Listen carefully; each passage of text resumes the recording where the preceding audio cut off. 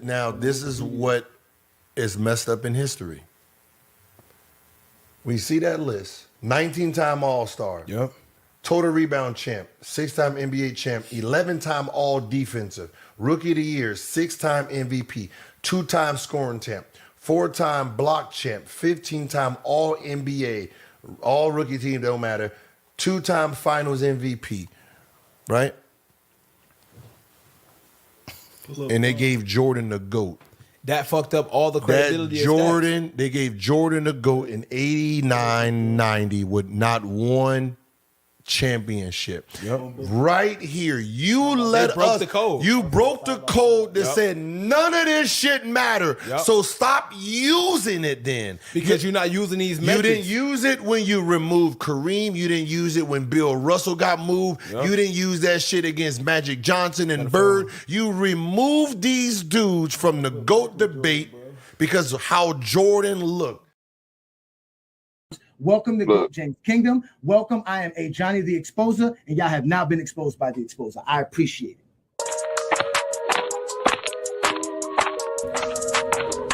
And enjoy. I am called Ajani the Exposer. You guys are being exposed today. Your opinion, I guess. Move on from it. It was the 90s. That's it, bro. Move on from that. You don't know history. You don't know basketball. You just told me I'm stupid.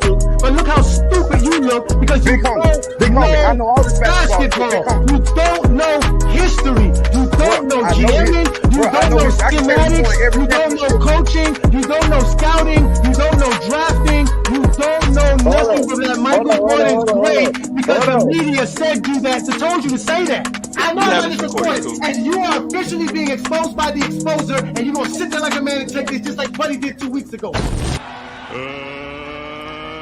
get ready to rumble. Hey, get your numbers up. I had to get my numbers up.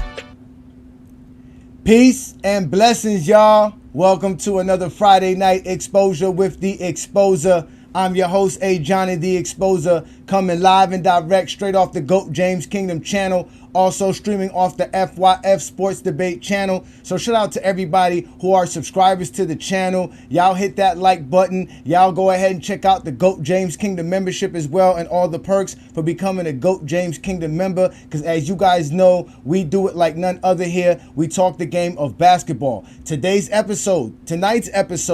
discussion is going to be, was Kareem robbed of the GOAT title?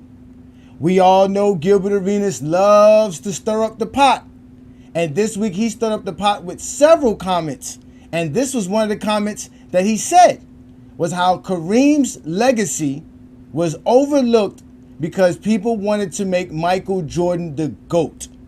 So, is that the case? Was Kareem Abdul-Jabbar really robbed of the GOAT title? So we're going to go over Kareem Abdul-Jabbar's career. So y'all know what to do. Hit that like button, hit that subscribe button, become a member of the channel. Because again, we going live on Instagram. We also going live on our Facebook account. You guys know what we do here. We're on TikTok, Twitter, Discord, Twitch. You guys can follow us everywhere. This is an FYF and a GJK collaboration tonight, ladies and gentlemen. I'm Ajani the Exposer. I come out on every Friday night just to have some fun with all of my fans and all of the basketball fans and all of those that like to talk the GOAT debate. Because again, that's what GOAT James Kingdom is made for, to talk the GOAT debate. So we're going to have a conversation today. We're going to have a great conversation, but y'all make sure to follow all of us on all of these platforms, all right? And y'all also to make sure to check out all the other shows that show up on a FYF's platform as well. And you also know we go live every Sunday noon with the GOAT James Kingdom show with B-League and Ajani. But tonight's episode, again, ladies and gentlemen, it is about Kareem Abdul-Jabbar. As we know, Kareem Abdul-Jabbar is one of the greatest players to play the game. Shout out to you, Zero Peace. Peace and blessings. Thank you for joining me. All right? So we all know that Kareem Abdul-Jabbar has an illustrious legacy. That we know. A lot of the Zesty Jeffries actually put Kareem Abdul-Jabbar in front of LeBron James. Rarely so, understanding that, it's kind of funny that they do that. But Kareem Abdul-Jabbar, in some cases, when you talk to some people to tell you he was never the GOAT. But first we got to go to his initial start of his basketball legacy, because it actually starts in high school, right? And his amateur career from high school to college alone can take an entire show. I've been sitting around studying and trying to figure out what was Kareem's status when it comes to high school and college. I knew in college, UCLA, they were phenomenal. They only lost like 2 games while he played there. They won a national championship every year. They created a rule so he couldn't dunk the basketball. That's how dominant Kareem Abdul-Jabbar was coming into college. Now, he played 3 years because a freshman doesn't play back then. But even in high school, he won 3 championships in high school. So we're talking about a man who had 6 championships before he even entered his professional career. So he was dominant as an amateur athlete when it comes to the game of basketball. He was a freak of nature as well, because again, a lot of 7-footers wasn't as skilled as Kareem was and as athletic as Kareem was. And he was a monster on defense. He was blocking shots left and right. It was unfair. You need to go look at those highlights of him when he was playing in high school. I did not want to touch on his amateur career because I like to talk the NBA. I like to talk professional, and I like to talk the NBA. But I am going to gloss over how great he was as an amateur athlete. Kareem Abdul-Jabbar in high school and college, that career is impeccable. It's impeccable. It's up there. It is up there. He was a dominant player, without a doubt. So that was his amateur career. That was the start of the legend. That was the start of everything. Because remember, he's coming into a league that had Bill Russell and Wilt Chamberlain going at it for years. So it was like, who's the next guy up, right? And 1969 was Bill Russell's last year in the NBA. And here comes the rookie, Lew Alcindor. All right? So Lew Alcindor is now coming in. He's a college phenom. He dominated the college game. Now they want to see what he can do when he entered the pros.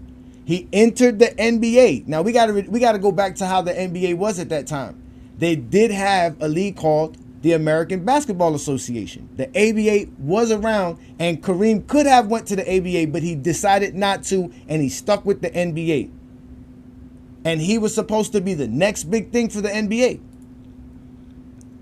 So when Kareem Abdul-Jabbar gets drafted, he gets put into the NBA. He gets drafted by the Milwaukee Bucks. He's an instant hit. He wins Rookie of the Year. He has a phenomenal rookie season. And then he takes the team to the championship the next year and wins the championship in his second NBA season while winning the league MVP and being a scoring champ. That's the start off the 70s. That's the start off his career. You cannot take that away from Kareem Abdul-Jabbar. But there's some layers to Kareem Abdul-Jabbar career that we're going to break down, because once we get to it, we're going to really get to it. But let's look at how Kareem Abdul-Jabbar was playing back then. Again, y'all know I like to bring y'all footage. Let's take a look at how the game was played in the early 70s. Jerry West on Oscar. Dandridge finally gets outside to help. McLaughlin, 3 inches taller than Gale. Goodrich gives it to Dandridge, who got away from McMillan, missed the shot. Slapped out. Goodrich gets it to McMillan.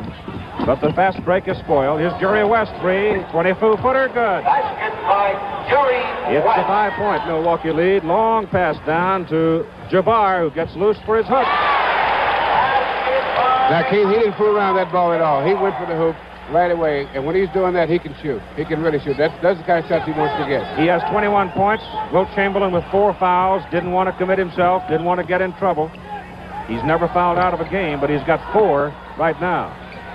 Here's McMillan missing. Forced the shot. Chamberlain right there for the rebound. Right time, right place. Now, Kareem had gone out then, as he should have. Jabbar again over Wilt Chamberlain. And it's a 7-point Milwaukee lead with 8.5 minutes to go, third quarter. So that was 1973, right?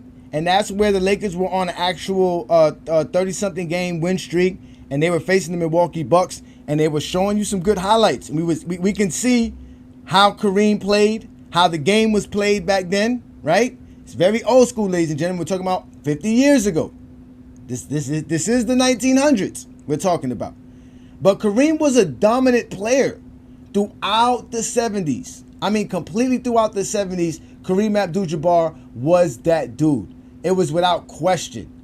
If we really want to talk about the legacy of Kareem Abdul-Jabbar, because again, we always talk about how nobody really watched these games. The NBA had a bad reputation in the 70s. It was a league that was facing some real challenges. They were facing Spencer Haywood, who was suing the league to allow players to play beyond the 4-year mandatory college or drafted out of high school situation. They had that going on in 1969, 1970, which they lost that case. Then on top of that, they had Oscar Robertson suing them because he was trying to create a players union and he wanted to create a free agency. So that was a 6-year-long battle that started in 1971 and didn't end until like 1976. The NBA was going through all of these legal battles while dealing with the ABA, who was stealing players, who was getting star players to go play over there and had a different brand of basketball. But the NBA had a bad reputation because of the American society at that time. Being radical and free-minded was considered a bad thing. This is the Nixon era. This is what we're talking about going into the 70s. So there was a bad reputation that the NBA had beyond just the idea of what people were saying with drug use and all that other stuff. A lot of those owners did not want these black athletes to be the face of their franchise. They wanted them to just go play basketball. So here comes Kareem Abdul-Jabbar, the star of your league, right? And the league is being held up by Wilt Chamberlain, Jerry West, right? Because those guys played until 1973. But now you're supposed to have Kareem take over the league for you, and he changes his name from Lou Alcindor to Kareem Abdul-Jabbar in the height of the Black Power movement of the early 70s and directly after the Civil Rights movement of the 60s. Which didn't bode well with the people, didn't bode well with the owners and things of that nature. But just to give you an idea of how the league was, let's let an author speak about the NBA, because we have an author that wrote a book called Black Ball and talked about how the black players in the 70s and how their reputation was viewed and seen and how Kareem was actually attached to this and how it applies to today's NBA players. In the title of your book, you credit Kareem Abdul-Jabbar as being part of the generation that saved the soul of the NBA. They brought the flair and the style of street basketball to the mainstream. How did this change the trajectory of the league? So it's interesting because at the time, you would think that the NBA, which was trying to distinguish itself alongside the NFL and MLB and try and gain more fans, would embrace the quote-unquote playground style of play that black players brought to the league. You know, all of the dunking, the crossover dribbles, the behind-the-back passes, and all of the kinds of things that black players honed on the playground courts in black neighborhoods.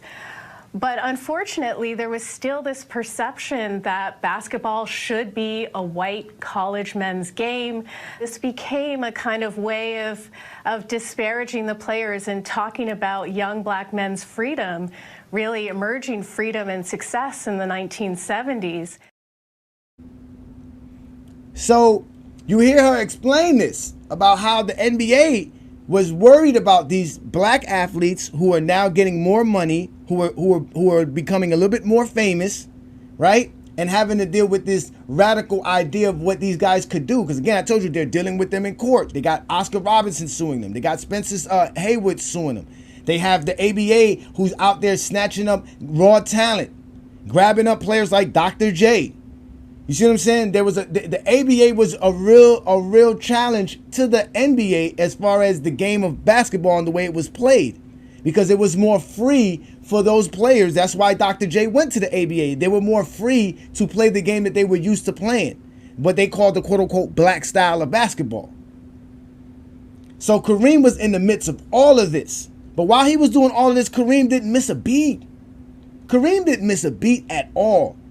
Because throughout the 70s, no matter what happened, whether the NBA and the ABA was battling each other during the merger, through all of that, Kareem Abdul-Jabbar had a career that was solidified just in the 70s alone. Just in the 70s alone, you can look at this career and say to yourself, wow, this man was off the chains. These numbers are incredible when we're talking about somebody who, this is a 10-year span. Between 1970 and 1979, this is what Kareem Abdul-Jabbar did for his career. This is during an era where he was, for one, trying to find himself as a young man. He was completely a freak of nature as well. He was beyond thought. He was everything that you wanted a basketball player to be. Besides the ownership and white America not accepting the fact that he was a smart, intelligent black man who was also a Muslim on top of that. So he didn't help the NBA as far as publication-wise or as far as good publicity, because at that time the NBA just kept taking a hit after hit after hit about what was going on. And then you had the fight in 1977, I believe, NBA Finals on TV. Everybody got to see clear and day. These dudes are ruthless. They're crazy. The game is violent. They're nothing but thugs. Again, this is what, again, they probably were using the words that they were using back in the 70s. But this is the NBA that didn't get the good media attention. This was when the NBA was in the media, more than likely they were probably talking negative about the NBA. Even merging with the ABA, they were having trouble. They didn't accept certain things. They didn't even accept none of the ABA stats. They told the ABA, all of your stats have to be not included in any records. But not only we're going to dissolve most of your teams, we're only going to take 4 teams, plus nothing y'all did will ever count. So the 70s was a complete mixture, a gumbo. It was a gumbo bowl of so many things that were going on. But Kareem Abdul-Jabbar didn't miss a beat. He didn't miss a beat at all. He was on point. He was the man. He was top notch. Big time. I mean, big time. In fact, like I said, y'all never like to hear what I like to say. That's why I always got to give y'all information so that y'all can go run back and say, damn, at least Ajani told y'all the truth. So let's let Kareem's peers talk about what he meant to the game. In his 20-year career, Kareem Abdul-Jabbar not only rewrote the NBA record book, he changed the way the game is played.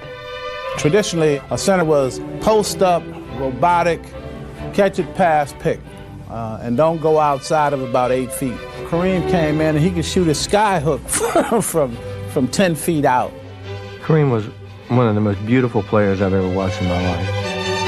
He had grace, he had style. He had the greatest shot that the game has ever seen. I have never seen an offensive weapon in any sport like that sky hook. And that sky hook was just poetry in motion. See, when he get down real low, that means he's mad. He's going to score 30 or 40 tonight. Now, when he stands straight up, he might only give you 25. But if he's down low, you're going to get 40. It didn't matter if you had 3 guys on him. The whole team counted 2 points. So beautiful. That's right. That hook shot was beautiful. I see you in the comments, Jay Will. You're going to get a chance to, I guess, talk about it. You keep bringing up Moses Malone. Moses Malone didn't come to the NBA until 1977. And this is what Kareem Abdul-Jabbar was doing throughout the 70s. By 1977, Kareem Abdul-Jabbar was already a 5-time league MVP, my friend.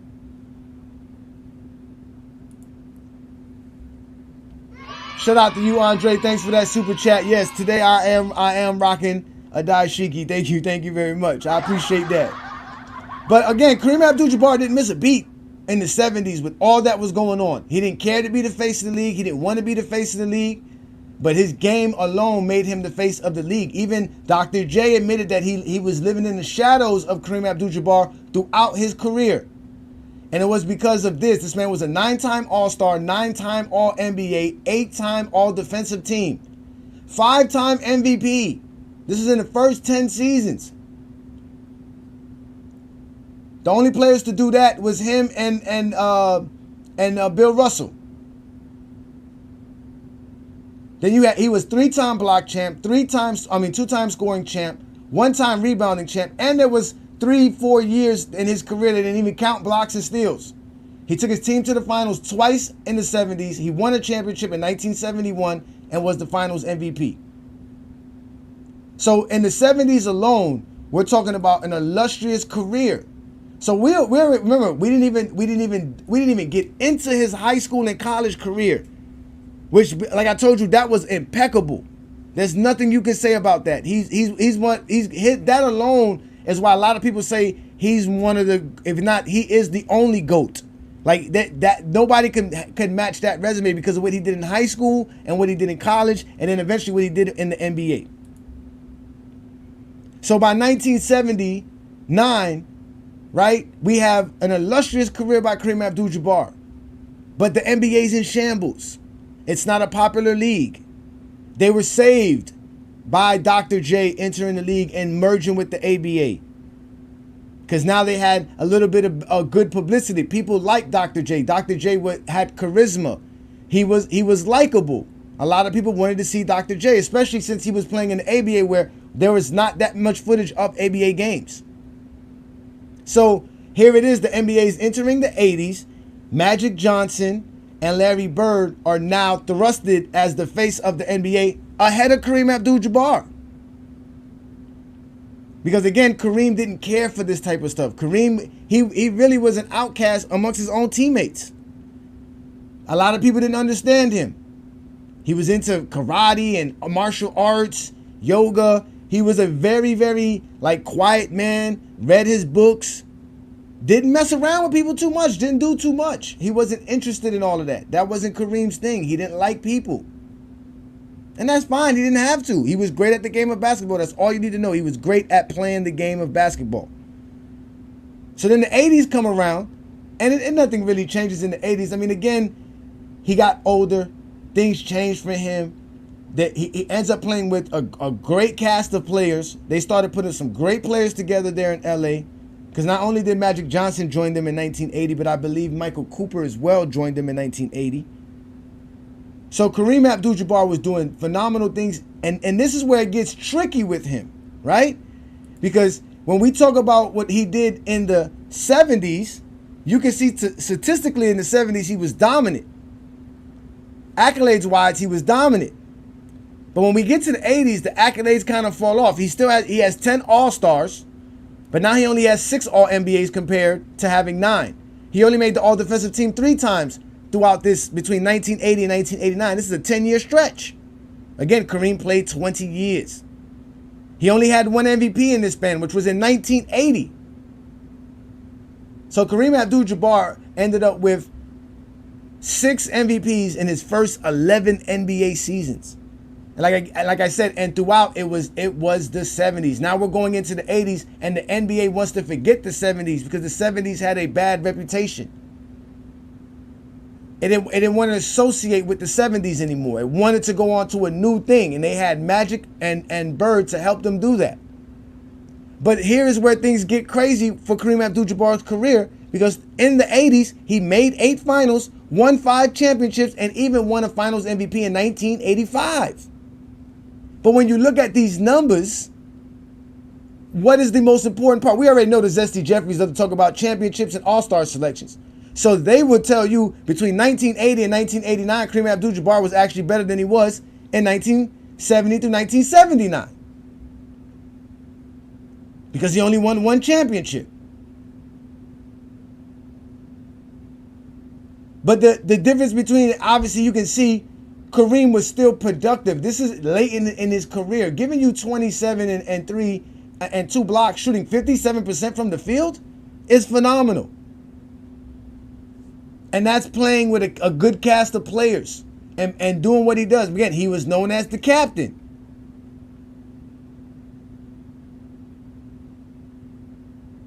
But this is in the 80s where the NBA had a better reputation, where games were starting to be shown more. Larry Bird and Magic Johnson did give the league a better reputation. And through all of this, he ended up accomplishing something that most people don't even want to give him credit for, or don't even really want to understand what it's about. Again, that's the Zesty Jeffries we're talking about when I'm saying people, is because in the middle of the 80s, he broke the scoring title. He broke the scoring record. He took it from Wilt Chamberlain. Kareem Abdul-Jabbar in April of 1984 became the NBA's scoring leader in points. He was dominant. Again, the first person to reach 20,000 points was Bob Pettit, and he held that record till 1965. He retired in 1965, but he held that record until 1966 when Wilt Chamberlain finally surpassed him at over 20,880 points. And then when Wilt Chamberlain retired in 1973, after 1973, he had 31,000 points. No one thought that was possibly was going to ever be broken. Just 10 years later, here comes Kareem, and he breaks it. And he held that record until 2023, and LeBron eventually took that number from him. We all know that. But how significant was it back then? It was significant. This is what Wilt Chamberlain said about Kareem breaking his record. He says, I give Kareem full credit for breaking my all-time scoring record. This is something that he said in 1994. This is Wilt Chamberlain. Quote again, it's a record of longevity, not a flash in the pan. The important records are the ones that take an athlete many games or years to amass. Anyone can have a great game, but having 1,000 good games has more significance. That's Wilt Chamberlain letting you know how important it was to have that record and how important it was for Kareem to beat it, because it shows you how great Kareem Abdul-Jabbar was. So throughout all of this, we don't even have to even discuss no more when we talk about Kareem. What are we going to discuss? This is his first 10 NBA seasons. This alone is first ballot Hall of Famer. This can be considered GOAT status right here after 1979. If he decided to retire in 1979, you could look at this and say, man, this man's the GOAT. Greatest basketball player anybody would have ever seen. But he gave us another 10 years and then started winning on top of that, with the respect of all of his peers, all of his contemporaries. They all loved Kareem Abdul-Jabbar. The media may not have liked him. The owners may not have liked him. But he was respected and loved by the players. But he eventually, all that turned around because when he retired in 1989, and we all knew it, he had a whole like ceremony every game. There was like every game that he played on the road in 1989 season where they gave him gifts and they had a special presentation for Kareem Abdul-Jabbar. He got like a boat at one time. They gave him a motorcycle another time. I know when he went to Philadelphia, they gave him a rocking chair. There's the famous footage of Dr. J giving a speech about Kareem Abdul-Jabbar in 1989. He was even in the finals his last NBA season. And they were about to go for a three-peat, but that didn't happen. But what did happen? He got the respect that was supposed to be deserved. In 1989, when he was retiring, this is how everybody felt about Kareem Abdul-Jabbar. This is Kareem Abdul-Jabbar's last NBA game and last NBA moment on the basketball court. That's it for Kareem now. That's it. He's out.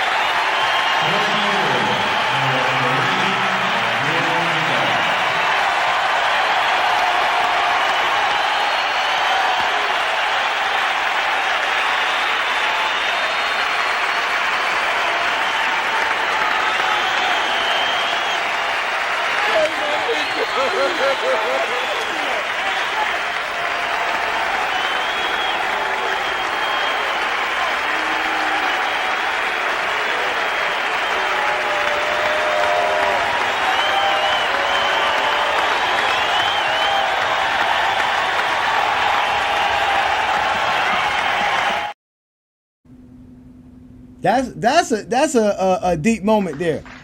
I don't remember seeing that as a child. I was like 8 years old in 1989. I don't remember seeing that, but I do remember Kareem Abdul-Jabbar being considered one of the greatest players to ever play the game, and he had the respect of all his peers. Like I said, man, it was without a doubt. Because like I said, when you retire at the end of your career, and this is your resume, this is what you've put up against in a 20-year career. This is what you got, my friends.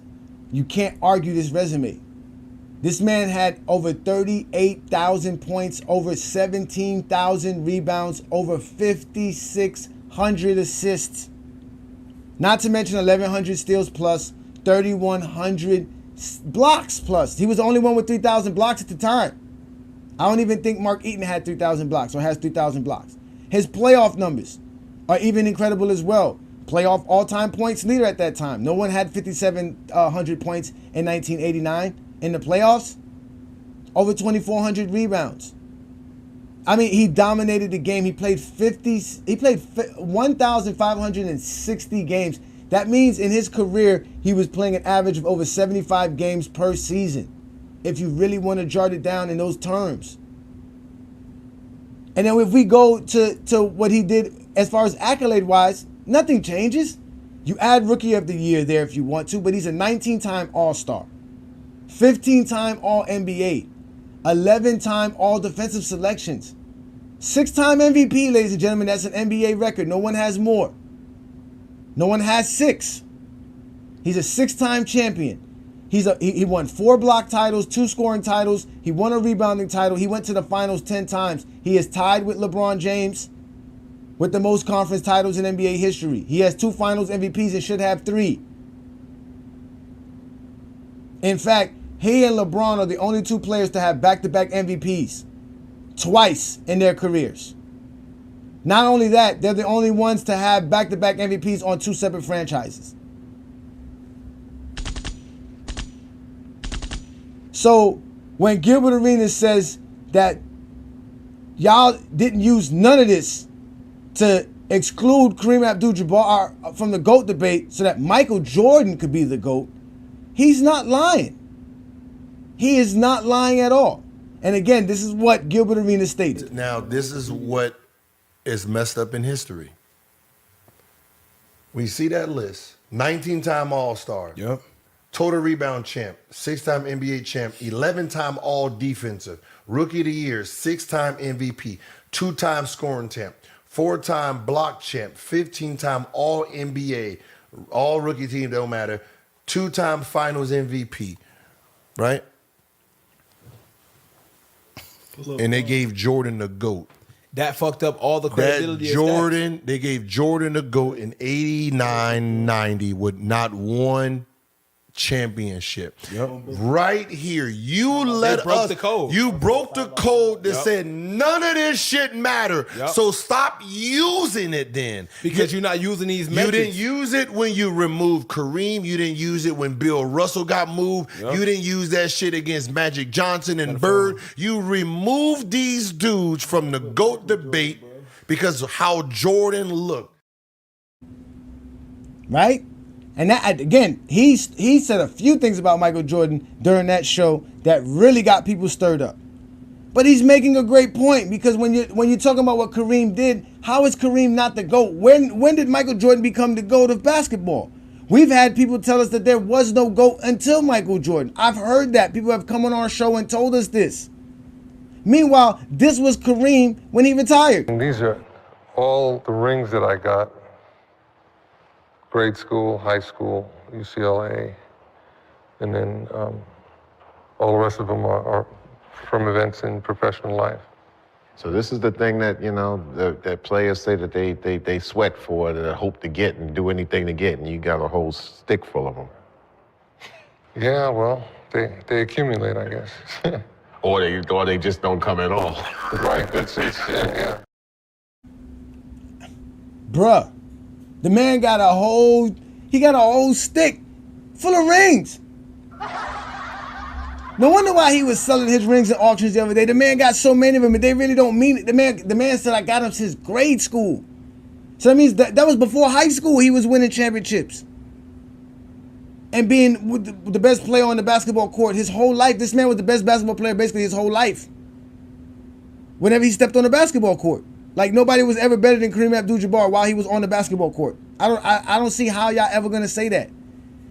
And these are it's upsetting. It's upsetting that y'all upset at Gilbert Arenas because even this young man realized it because he dropped this. I didn't know this. I didn't realize they put Michael Jordan's statue up in 1993, calling him the greatest player of all time. So, October 31st, 1994, the statue was installed at the United Center, right? Mm-hmm. 94. So at this time, three rings. Mm-hmm. He was already deemed on the statue. It says greatest player of all time. There was an article in 89 with 3 rings. 89, he was the greatest man to ever touch a basket. 89. But the fact that they just went and etched out a statue, bro, and on the foot of the statue it says greatest of all time with 3 rings. Meanwhile, Kareem got 6. You get what I'm saying? That's what I said. It's you only using it. See, they're only using it to keep somebody away when the person that's they're blocking didn't have it at all when he did it. I don't know what to tell y'all, man. Michael Jordan and his fans, I'm telling you, we already know what they are. They're a bunch of criminals. Michael Jordan's a thief. And they stole the title of the GOAT from Kareem Abdul-Jabbar well too early. Way too early. Now, part of it is Kareem's fault because he never wanted to be liked. He didn't care to be liked. He wasn't looking to get interviews. But still, at the end of the day, when we're talking about the game of basketball, there is no way we're going to look at Kareem Abdul-Jabbar's career and not say that he was supposed to be the GOAT of basketball in 1989 until Jordan somehow was able to surpass him. And Jordan would have had to do some things to surpass him, which Jordan never really did. So, did they really give Michael Jordan the GOAT status? Because again, we all talked about how the media changed from the 80s going into the 90s. The NBA was getting rid of all of that 70s talk. The 70s was crazy. The 70s was crazy. We talked about the NBA and its reputation. It did not have a good reputation in the 70s. But going into the 80s, the NBA tried to change it up. They tried to clean up some things. And they had some stars like Larry Bird and Magic Johnson to do it. Then came along this guy, Michael Jordan, who eventually helped the league even grow more. And they bypassed Kareem Abdul-Jabbar. Because Jordan's a thief. I mean, Jordan's a thief. If we really want to take a look at it, we brought this up before. If we're going to say Michael Jordan was the GOAT at 1993 when he retired after 9 NBA seasons and only 3 NBA championships and only 21,000 points, then yes, you robbed Kareem Abdul-Jabbar of the GOAT. They'll tell you never was the GOAT. Kareem was never the GOAT with that resume. That's what they'll tell you. That he was never the GOAT. Not only have they stripped the GOAT title from him, they didn't even give it to him. You can't have it. You was never the GOAT. Then turn around and say, LeBron, you can never be the GOAT because you didn't do what Michael Jordan did to be the GOAT. You got to do what Michael Jordan did to be the GOAT. Meanwhile, this is what Michael Jordan did to be considered the GOAT of basketball.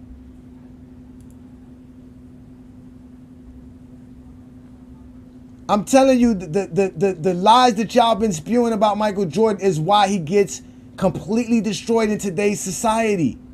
Because to keep up a lie, you got to continue it with a lie. It is without doubt Kareem Abdul-Jabbar was supposed to be the GOAT of basketball. It was supposed to go from Wilt to Kareem. And Michael Jordan should have surpassed him by doing one of few things. Winning more championships, like they say, than Kareem, which he didn't do. Getting to 38,000 points, which he didn't do. Play 20 NBA seasons and get 19 All-Stars and 15 All-NBA selections and 11 All-Defensive selections, which Michael Jordan did not do. Then they'll say, oh, it's all about longevity. Kareem played 20 years. That's also a myth that gets exposed to you on a Friday Night Exposure with the Exposer. Hit that like button, hit that subscribe button, become a member of the channel. In reality, it took Jordan 15 NBA seasons to become a 14-time All-Star. That's also how long it took Kareem Abdul-Jabbar to become a 14-time All-Star. Jordan became 11-time All-NBA player after 13 NBA seasons. Well, guess what? Kareem reached that in 12 NBA seasons, faster than Jordan did. It took Jordan 13 years to become a 9-time All-Defensive selected player. It took Kareem 11 seasons to get to 9 All-Defensive selections. Not to mention he has more All-NBAs and more All-Defensive selections than Michael Jordan. It took Michael Jordan 13 NBA seasons to reach 5 MVPs. It took Kareem 8 NBA seasons to reach 5 MVPs. It took Michael Jordan 7 NBA seasons to win his first NBA championship and to actually make his first finals. It took Kareem his second year to make the NBA finals and win his first championship. Now, it took Jordan 13 seasons to get 6 finals. It took Kareem 15. And then Jordan won 6 NBA titles in those same 13 seasons. Kareem, it took 19 years for him to finally get to his 6th NBA title. So the only thing Jordan ever did faster than anybody else, faster than Kareem Abdul-Jabbar, is win 6 NBA titles. So this idea of longevity, Jordan fans can't use that against Kareem Abdul-Jabbar because he accomplished everything Michael Jordan accomplished before Michael Jordan accomplished it in his career. So just because Kareem was eligible to play 5 more seasons, that doesn't remove how great Kareem Abdul-Jabbar was prior to that. Because if I'm correct, I don't think Jordan has this kind of a resume when we're talking about accolades his first 10 NBA seasons.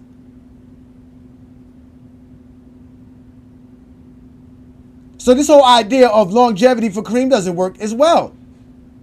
The only thing Michael Jordan did quicker than Kareem Abdul-Jabbar was win 6 NBA titles, which eventually Kareem Abdul-Jabbar ended up winning.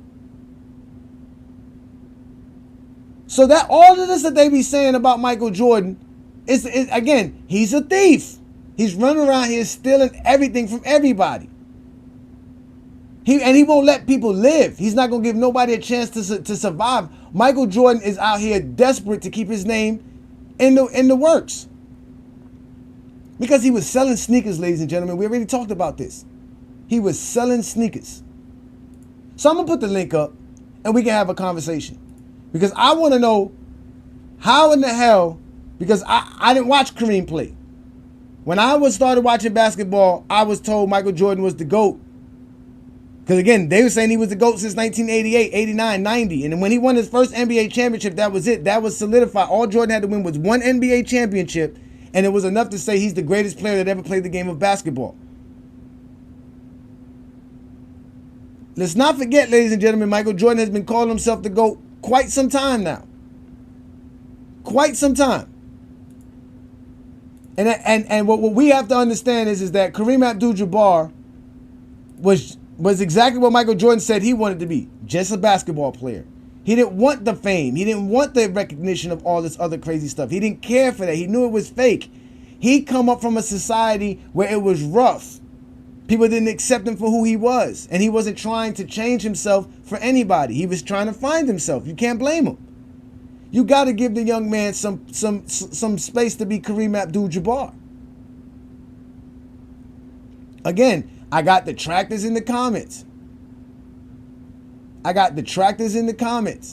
I got Herm in the building, ladies and gentlemen. Shout out to Herm. Salute to you, brother. What's good, man? What's good, man? So what do you got for me tonight? As you can see, we are talking about Kareem Abdul-Jabbar and his greatness. What do you have for me regarding Kareem and the GOAT title? Because for some reason, they don't think he was ever the GOAT. What hurts Kareem is several factors, though. As great as he was, this what hurts Kareem Abdul-Jabbar. You got to realize, yes, was very successful early in his career, but once he went to the Lakers and left Milwaukee, um, he had a hard time getting out the first round. Had a hard time, you know what I'm saying, with his greatness leading the Lakers to the promised land, really. Losing to lesser teams, losing the teams like the Seattle Supersonics at that time, and once Magic Johnson came to the Lakers, really, even though he should have won Finals MVP if he didn't get hurt, but Magic Johnson really was the best player from soon he touched the floor until Kareem retired. I also, despite of Kareem's greatness as well, the NBA was about to go out of business. It took Magic Johnson and Larry Bird to save the NBA. So despite his so-called dominance, the NBA wasn't going anywhere. It wasn't global yet. All those certain factors matter when it comes to GOAT debates, when it comes to what you do for the game. And Kareem kind of put himself in the bind to where his religion and where to his personality to the point where he wasn't really friendly with the media. But at the same time, all those factors, they took a young kid from Magic Johnson, a young kid from Larry Bird to save the NBA because they didn't come along and that rivalry didn't exist. Kareem went out and got other stats. Kareem would not have been able to prolong his career. The NBA would not be existing to this day. So all those certain factors we got to include. And when you do the numbers of Michael Jordan, I hope you realize when you talk about the first 13 years and all that, Jordan was hurt in one of them. So you really got to take that away. He only played 12 games. So coming out that broken leg, so you really shouldn't count that a year. People would. Wait, why you don't do that for Kareem? There was a year Kareem was hurt during the 70s. You ain't bring that up. I mean, you bringing up Jordan being injured for one season. I brought up Michael Jordan's first 9 NBA seasons. That's what I brought up because after '93 he was called the GOAT. They put it on the statue. He agreed to it. Because but it's not only because of what he did on the court. It's because what he did for the game globally. How he made the game expand, and how the NBA was cashing in on so much money because of what he was doing on the court as well, and the viewership and the attention that he brought to the NBA. It takes more than just accumulated numbers to determine somebody's greatness, to determine somebody's GOAT status. Michael Jordan had all the factors accumulated. So when you look at it, it's really not a crime. It's really not Michael Jordan thieving. The media pushed it. But for us, Michael Jordan himself, he done so much for the game, despite of Kareem's greatness. His greatness went out to save the NBA. His greatness wasn't going to save the NBA. Hell, that was on tape delay. So, this is what we got to remember. Honest, though. Magic Johnson and Larry Bird were so dynamic. But you gotta listen. Check this out though. Hold on, wait. I'll let you go. Listen to this. During that span, during that time, not only was the NBA again allowing the media to talk about the players that way because again they had an ongoing battle with the players. So the idea was that back then they didn't want those players to have that freedom. And that same interview that I talked about the lady who wrote that book called Black Ball, when she talked about the 70s basketball and the NBA, they wouldn't allow those players to play the type of game that they were used to playing because it was considered black basketball. But that same style of basketball was the basketball that became popular during the late 80s when Michael Jordan entered the league. And like you said, with Magic Johnson, and then later on with Allen Iverson, she explained that. So she was saying that the same thing that the NBA embraced later on and the media embraced later on just 10, 15 years later, they weren't doing it for Kareem's era. And Kareem sat in the middle of that whole era where the NBA was legitimately in a battle with not only just another league but with players. They had issues with how players were trying to carry themselves. Players were trying to make a name for themselves. They didn't want that. They were against that. And here it is, Kareem, which was supposed to be a guy that they might have liked because he was quiet, he didn't say much. But the fact that he changed his name to Kareem Abdul-Jabbar was enough. You imagine you reading the papers and you're a white man in the 1970s and you have to read about Kareem Abdul-Jabbar had 34 points, 17 rebounds, and 6 blocks last night while the Lakers win another NBA game. So it wasn't boding well for them. Dr. J sounds better. Julius Erving sounds better, right? That was the issue that Kareem was facing, that there was no media attention for the NBA in the 70s. Magic and Bird saved the NBA as far as making it a national thing where people now were like, oh, we want to pay attention to the NBA if you were a casual. But at the end of the day, the NBA was still doing good. Once they merged with the ABA, they were doing good. Kareem and Dr. J and all those great teams and great games of those guys of that years were keeping the NBA afloat. it was a media thing because the NBA was using the media against the players, which eventually hurt them, and that's why they throw the all the 70s to the curb. They put it in the closet. They act like they don't know, because if we start digging up the bones, we're gonna start seeing how the NBA was responsible for why the NBA looked the way it looked during the 70s. Because there wasn't a lot of guys on drugs. Different in the NFL. There was the same guys smoking in the locker room, drinking beer in the locker room in NFL and other leagues, but for some reason it was the NBA that was considered a drug league. And it was only because these players were too pro-black in the ideas of the owners. And that's Kareem Abdul-Jabbar's legacy right there in the 70s. And in the 80s, they just looked at him as the old man that played the game of basketball till he retired. That was really it, bro. That's just really it. But Michael Jordan stole that shit, bro. He stole that time, and it wasn't Michael's fault. Michael just took it. He was just like, "Fuck it, I'm gonna take it. That's it." What y'all gonna do? Back it up. He still had to back it up with his play. The media. If you want to go after somebody, you want to say who the thieves are. You basically proclaim who the thieves are. The media. When you look at the 70s, the reason why people put the 70s in the trash can, really don't like to talk about it, was because most of your famous lawsuits happened in the 70s. For as Oscar Robertson, Spencer Haywood, and those guys fighting for rights for the players, for players to have free agency, for players to be able to come out and don't have to play 4 years in college before coming into the league. So you had all those type of lawsuits going on in the 70s, which transcended the way that hindered the NBA because they lost those cases. So end of the day, it was several factors, but it still took the dynamic of Larry Bird and Magic Johnson to recover from those instances. Kareem, despite his greatness, wasn't going to be able to carry a league.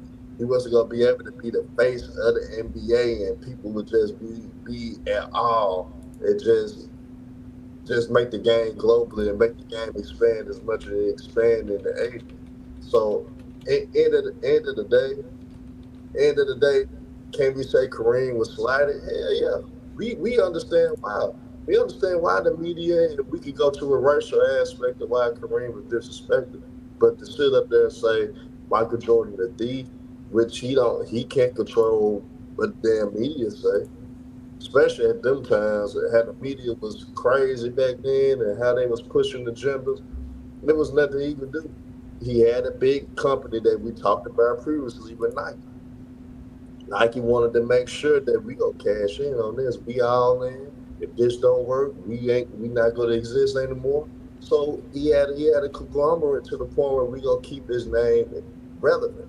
And Jordan still had to back it up by showing how talented he was, and that's why people started rolling with him.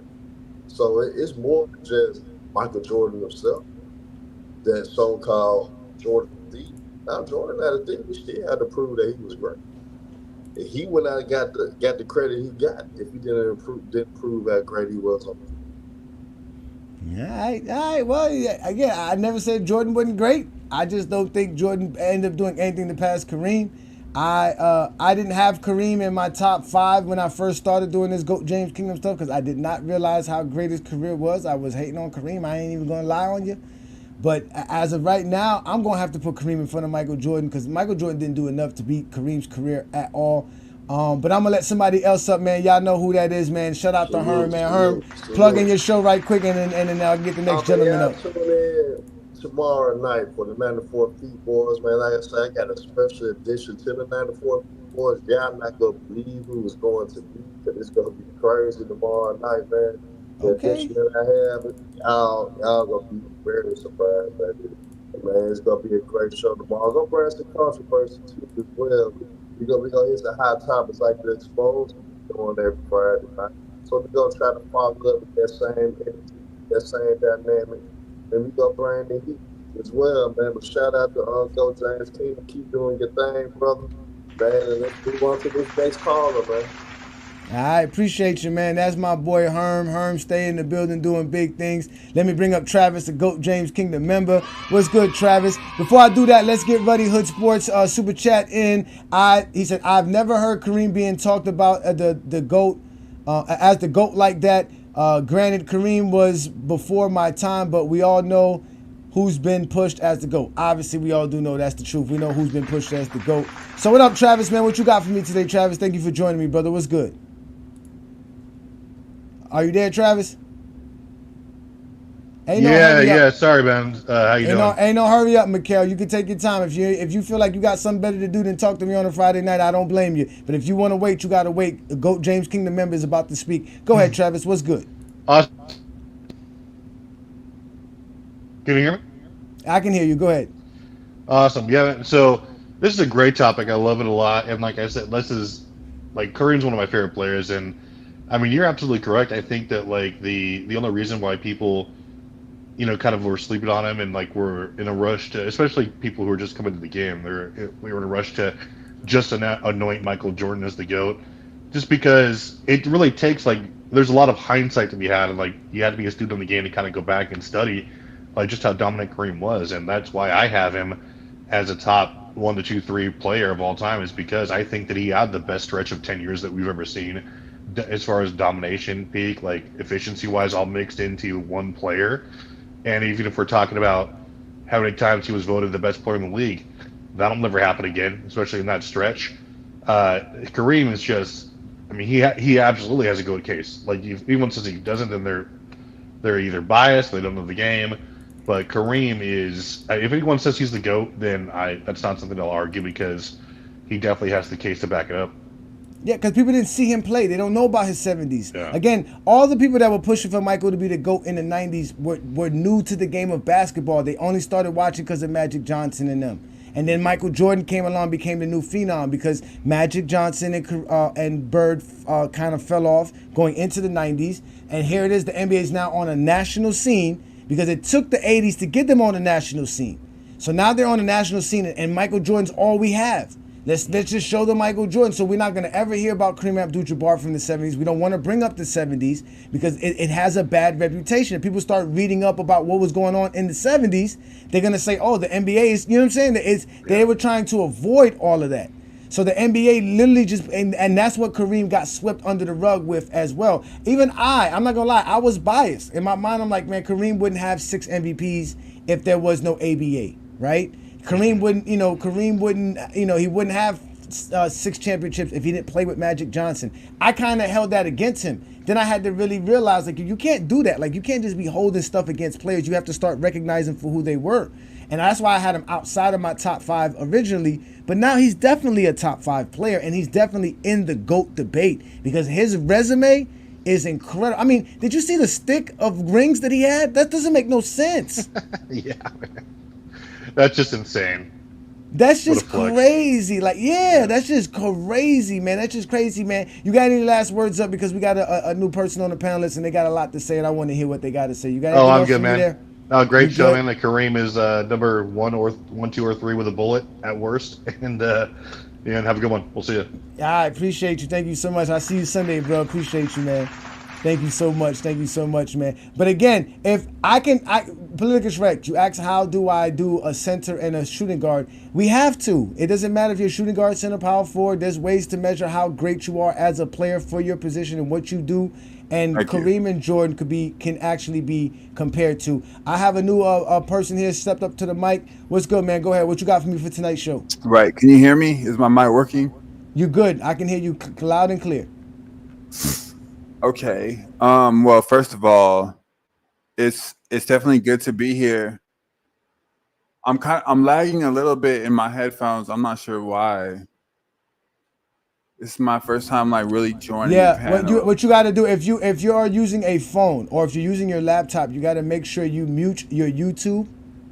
If you're watching it on YouTube and you're going to go on StreamYard, it's going to send you to a StreamYard link, and that link will be another open window.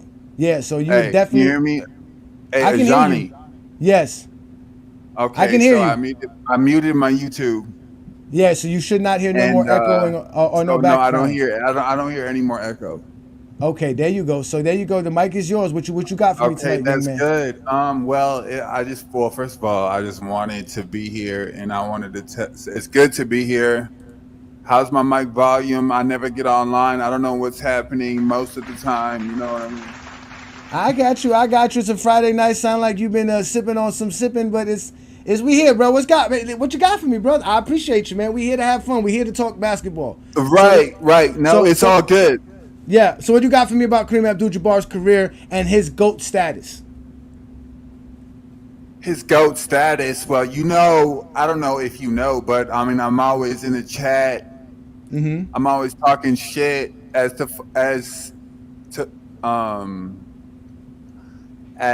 far as I don't know why you're always trying to say LeBron is the GOAT. I never understood it, man. It seems Wait a like minute, a lot of people. Are you from Facebook? No. You're not from Facebook. This is Kala Mikkel, bro. I'm always talking shit in the chat, telling you that I'll bust you up on the court. I'll bust you up in debate. It doesn't matter what. You know what I mean? Like I'll show you. Right? Yeah. That's what you say. Okay. So your stance here right now is not Kareem is the GOAT. It's why Ajani has LeBron. It's Michael Jordan. No. How is Michael Jordan? How is Michael Jordan the GOAT? No. First of all, Ajani doesn't know what he's talking about. That's first of all.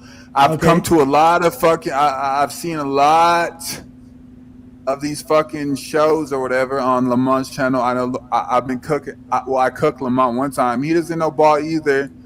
A lot. Well, see, most of these people don't know ball. I'll give like Gilbert Arenas credit, obviously, because he played professional ball, and like a couple other people. But most of these people, they don't know ball. They're just talking, So it's funny. And I'm looking at you right now. I can tell you can't play basketball, right? From the first, that's my from the first look. That's what your eye test sees. That's your eye test. Exactly. Yeah, your eye test. Yeah, I got you. Your eye test. All right, and okay. So let me ask you this: are you somebody who's played basketball? Is that what I'll bust you up. As a matter of fact, I would like to tell Gilbert Arenas, how old is he, bro? What is he? Gilbert Arenas is like he's close to my age. He was born.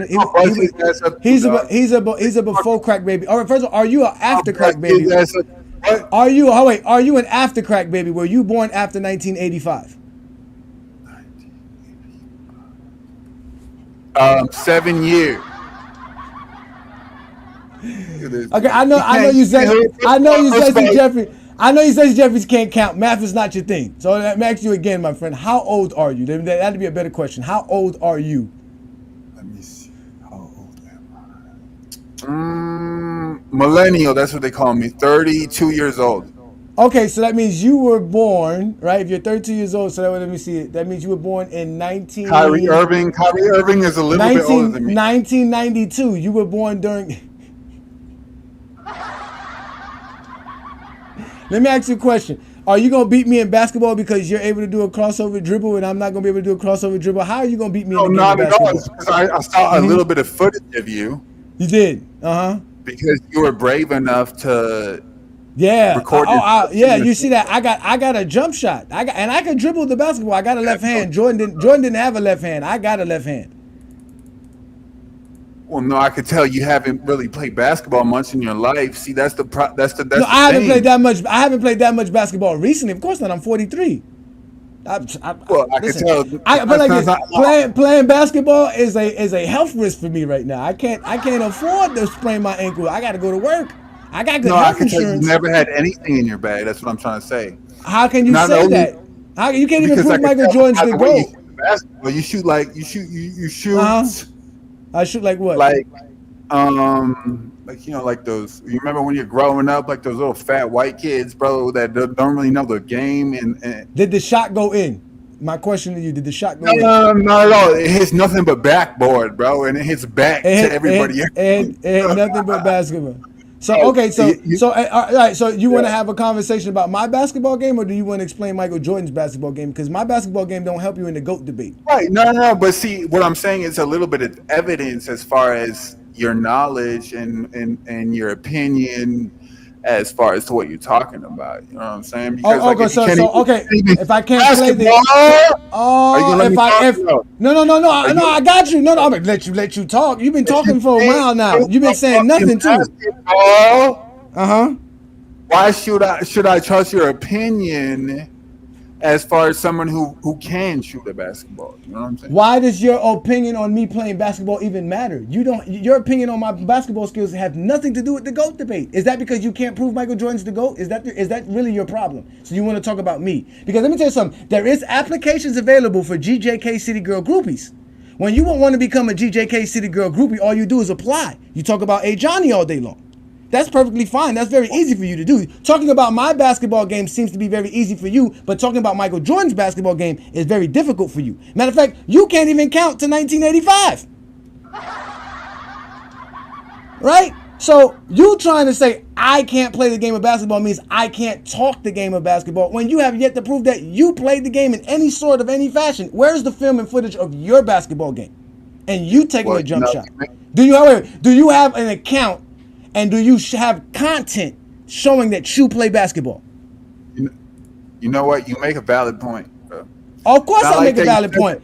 That's what I do best. I am a Johnny the Exposer. You take this fucking L and you go home and continue to have a drink because I'm about to bring. This is being recorded right now. I'm about to make a video off of you. I'm about to actually make a video off of you and your silliness and get paid on top of that. First of all, with nothing as far as because you said nothing. You saying nothing is perfect enough for me to make a video. That's how creative I am. I can talk the game of basketball and I control you like nobody else control you. I got you all day, but you want to talk about Kareem or you want to talk? Sit your ass down. Yo, this is fucking GOAT James Kingdom. You are wasting my time when you don't want to talk basketball. I don't know what's wrong with you motherfuckers. I don't get it. You guys really have an obsession with me. Again, there is an application available to become a GJK City Girl groupie. All you got to do is take a flight to Miami and you can become a GJK City Girl groupie. Sit your punk ass down. That old bullshit.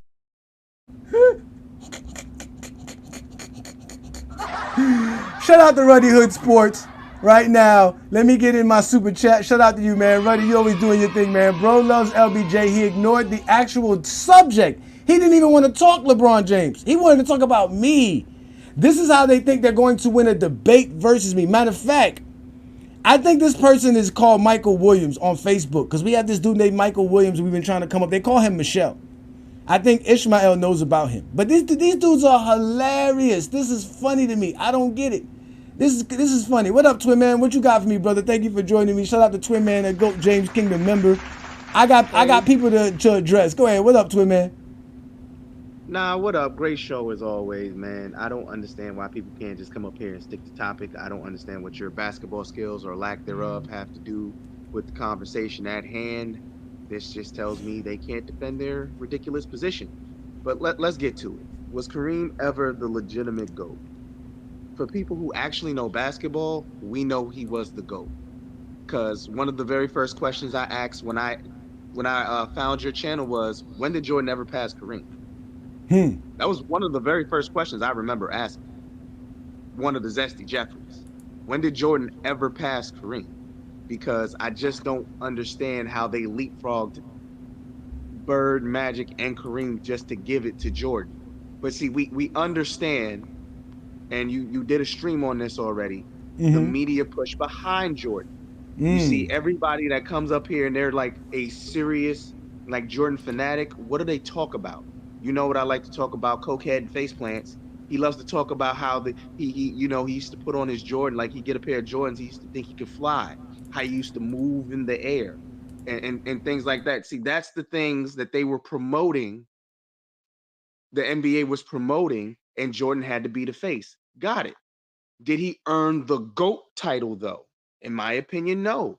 I feel like you cannot be the GOAT, and you're not really top 10. Well, you're only really top 10 in one thing.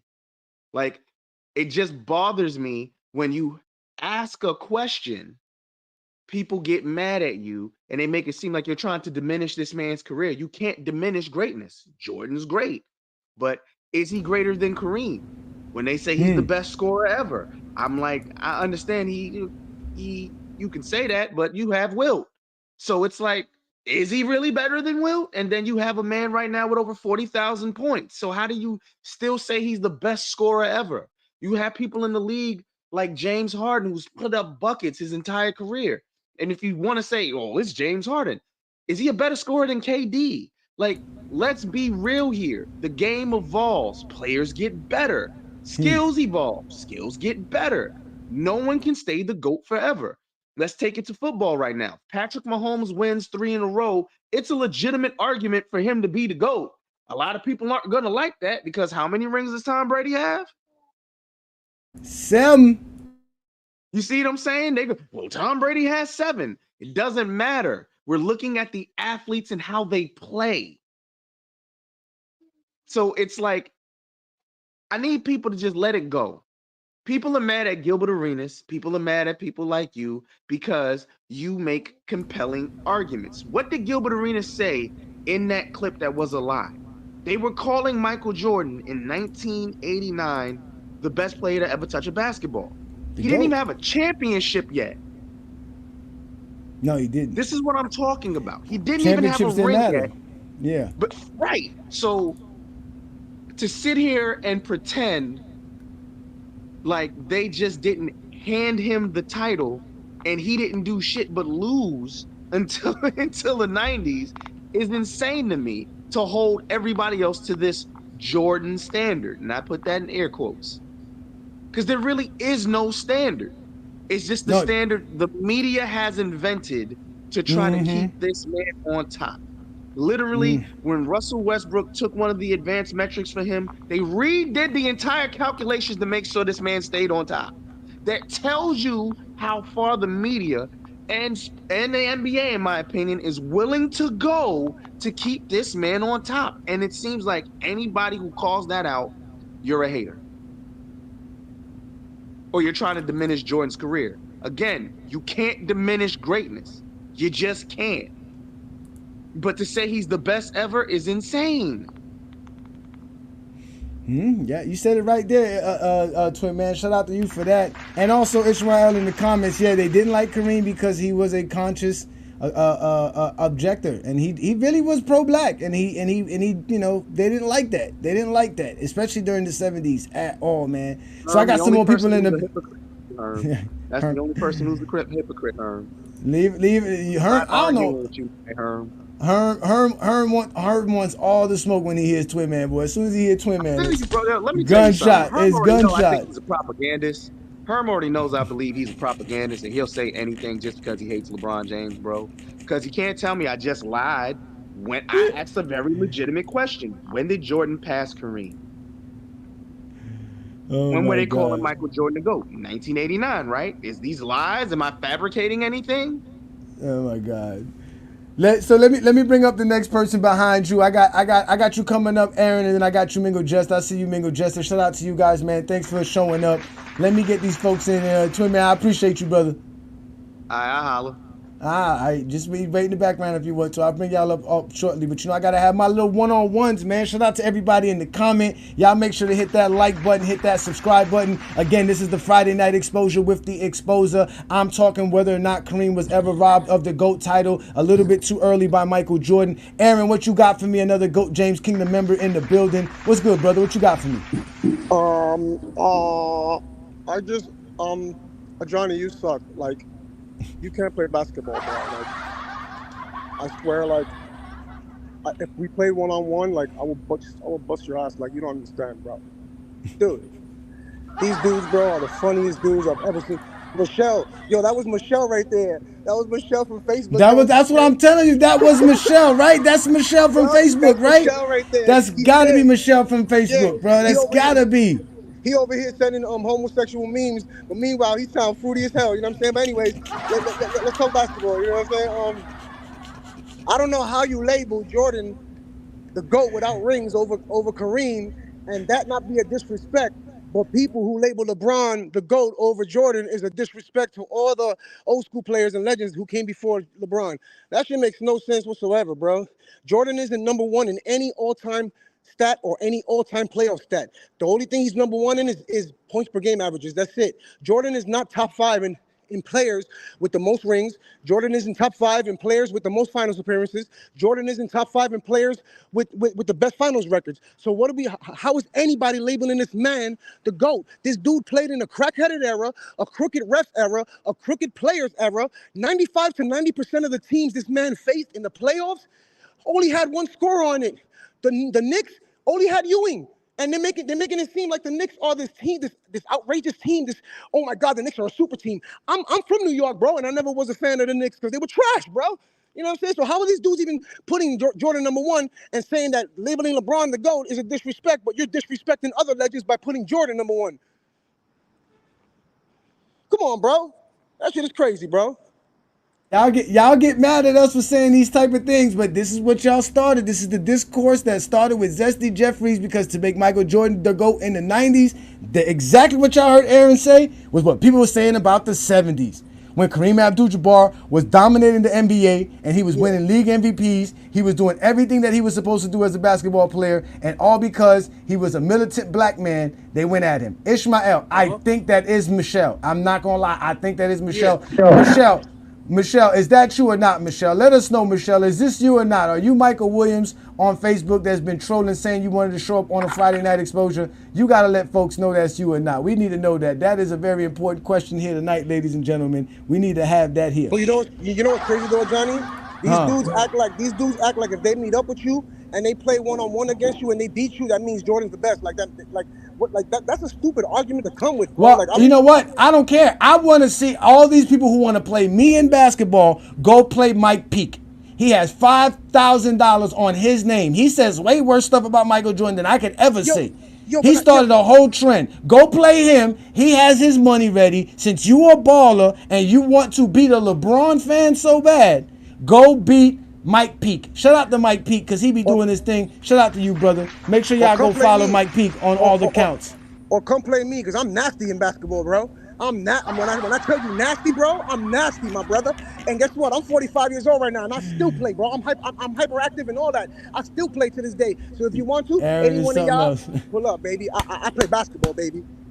Shout out to you, Aaron, man. I'm about to bring up Mingo Dresser. Thank you for joining me, brother. Appreciate you, man. Thank you, man. Y'all boys be wilding out on a Friday night. Again, y'all, it's the Friday Night Exposure with the Exposer. Y'all know we on FYF and on the GOAT James Kingdom channel straight off of YouTube. But we are also going live on Twitch, Twitter, IG. We do it best. We do it like none other. We talk the game. We got Mingo Jester in the building. What up, brother? What you got for me for tonight's show, brother? What's up? Man, if Delusional was a person, bro, I swear, it'd be them two guys, Twin Man and the dude that just left.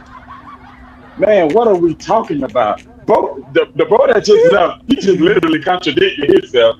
Bro saying that Jordan don't lead in any kind of statistic, but then come around and say, yeah, he leading points per game. Like, huh? He just said he didn't lead anything, but then you name points per game. Like, what are we? Whatever. Anyway, You gotta be crazy as hell. Yeah, that's just stupid. Even you can admit that, Ajani. That's just stupid. Come on, bro. But when people say that, all right, go ahead. I'm sorry. Go ahead. But all I'm saying is about the Kareem thing. Now, see, I don't think rings is the end all be all. I don't put. I mean, don't get me wrong. I put credence to rings. I give rings a lot of credit. You know what I'm saying? For his rings wise. But that ain't the only thing Jordan did in his career. Jordan has so much other stuff than just rings. I don't understand why people just bring up rings when they come to Jordan, or 6-0 when they come to Jordan. Jordan got so much other stuff that he accomplished other than rings. Jordan really is the only player, small player, as far as lead the league in scoring and win a championship. Jordan is the only player to do that.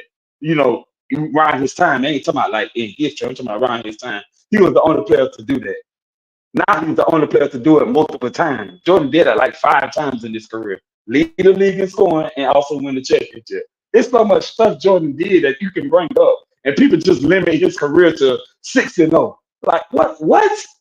That's all y'all got, 6-0, bro. There's so much other stuff you can talk about with Jordan. But hey, I'm gonna have to school these dudes one day, man. But see, that's the thing though, Mingo. Just that's what the Zesty Jeffries say. They only say 6-0 because their whole idea of making Jordan the GOAT for the last 10, 15 years is to make him better than LeBron. And they tried to ignore everything about Michael Jordan's career in the 90s and what he had to go through, other than that he was so dominant. And they don't bring up Kareem. They don't want to bring up all these guys. They're going to say, well, Kareem didn't lead his team to the championship. They're going to bring up Bill Russell played in the 60s. It didn't count. Wilt Chamberlain didn't win enough. Like, they bring up all of these things. And the winning is always the same factor. It's always about winning. Because even when they talk about Bill Russell, they say, well, at least Michael Jordan had 6 finals MVPs. So we're giving Jordan credit twice for a championship. We're giving him a credit for being a champion, but because he's a finals MVP on top of it, we have to make that equal to a championship. So, like, the problem is that, like you said, they can't explain why Michael Jordan's great, because majority of the stuff we've heard about Michael Jordan being great comes from commercials. It don't really come from actual people who sat there and know the game of basketball. The game that we know now is not the game of back then. That's why now when we go watch the footage, it's like, damn, yeah, it does look bad. Because, like, you're used to watching Kobe and them. You're used to watching T-Mac. That's a different NBA. That 2000s NBA is not like the 90s. There was so many, like you said, there was so many great guards, so many great players in the game. It wasn't like the 90s and the 80s where it was only Magic Johnson and Larry Bird and Michael Jordan. And everybody else was underneath. When you say Kobe, T-Mac, like we all respect them the same. Allen Iverson, they all get the same rep. Dwayne Wade, Kevin Garnett. You know what I'm saying? Like, nobody's like that big of a difference. Kobe's not that much greater than everybody else. Even as good as Shaq was, we still didn't put Shaq way above everybody else like we did Bird, Magic, and Michael Jordan. You see what I'm saying? That's the problem. Yeah, but that's why we exist, because we talk the game. That's what history goes on, though. See, the reason why they talk about Magic and Bird like that in the 80s and Jordan a little bit towards the end was because, first of all, Magic and Jordan carried the NBA. Not Magic and Jordan. Magic and Bird carried the NBA in the 80s. That's the reason why they got talked about like that. They literally carried the NBA in the 80s. Their teams, the Boston Celtics and the Lakers. Now, Jordan came in '84. And once he started playing like how he was playing, and he had the best rookie season of all time, averaging 28 points as a rookie is insane, by the way. Mm-hmm. But all I'm saying is, it's just after Magic and Bird, they had to have another face of the NBA, and that just so happened to be Jordan. Yeah, I mean, like I said, Jordan is great, man. We never want to knock Michael Jordan's greatness, but we just know that a lot of people make his greatness seem greater than other people. Like you said, he had the greatest rookie year.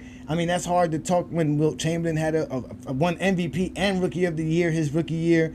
There's just so many great things that there's so many great rookie years, and I think Michael Jordan's rookie year was ranked in the top 10. It wasn't in the top 5 on NBA.com. I think they ranked the top 15 rookie of the years, and Jordan was in the top 10, but not the top 5. But it's still great. I got some other folks. You got any last word, Mingo Jesse? If you want, but wait a minute. Twin Man. I got. Cause Twin Man said he got something for you. I got one last thing. Go ahead. I got one last thing. I was talking about after the merger. See, Chamberlain came before the merger. You know, I was talking about after the merger. Okay, I got you. That's what I was. Okay, I got you. So shut up the Mingo Jesse, man. I'm gonna come back to Cook Twin, man. Yeah, man. Thanks for hitting the link, bro. Cause you know some of these guys they scared to hit that link, but they claim they want to challenge me. So let me get somebody else up here. Let me bring up Ruddy Hood Sports, because he has been such a supportive subscriber to the channel. I mean, hit the wrong one. Appreciate you. Thank you so much, sir. What's good, brother? What you got for me, Ruddy Hood Sports? Oh, what's good, bro? Oh shit, my logo not there. Anyways, what's good, man? How y'all doing? Yeah, I just noticed that. I was about to put you up, but your logo's not there. What's good, brother? Yeah, my shit fucked up. But yo, I was gonna say, right, because I wasn't even gonna chime in. But once I heard what I felt like was a little bit of MJ slander, I just wanted to say, like, a lot of fans, MJ fans, because they're so dead set on hating on LeBron, they really don't use much sense when it comes to defending MJ. This is why you can't ask them what makes MJ the GOAT. This is why they really don't have an answer. They just start to go to negative stats or what people weren't able to do or accomplish, right? And for Mm-hmm. me, it's like I could explain it way better than they can. You feel me? Like Facts. I could tell someone, because we already know what they say. The usual reasons people give is, he changed the game and he made the game global and spread it out and different things like that, right? Mm-hmm. But what they can't do is tell you some more specific reasons, like his mentality, losing his father, right? During those championship runs, losing his father and still being able to maintain himself and do what he has to do. Those for me are some of the reasons why I have him as one of the greatest of all time. It's just he's not a better player than LeBron James. You feel me? And when it comes to Kareem, what I look at is the whole entire body of work. Basketball isn't just about scoring. It isn't just about getting steals. It isn't just about defense. It's about everything. It's about all the aspects of the game. Teamwork, right? Your Mm-hmm. team accomplishments, your chemistry, how you are with your teammates, how you flow, can you adapt, all these different things, your skills, what work you put into the game, how you treat your body. All these things matter. And when I look at players who I try to ask myself, what is the embodiment of the entire NBA? Like, what is the embodiment of basketball on a professional level?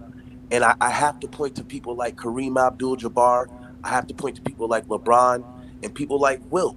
Mike was great, but his game or what he did was kind of one dimensional. You know what I mean? You got your scoring, you got your defense, and then after that, you know what I mean, things get a little, they mellow out.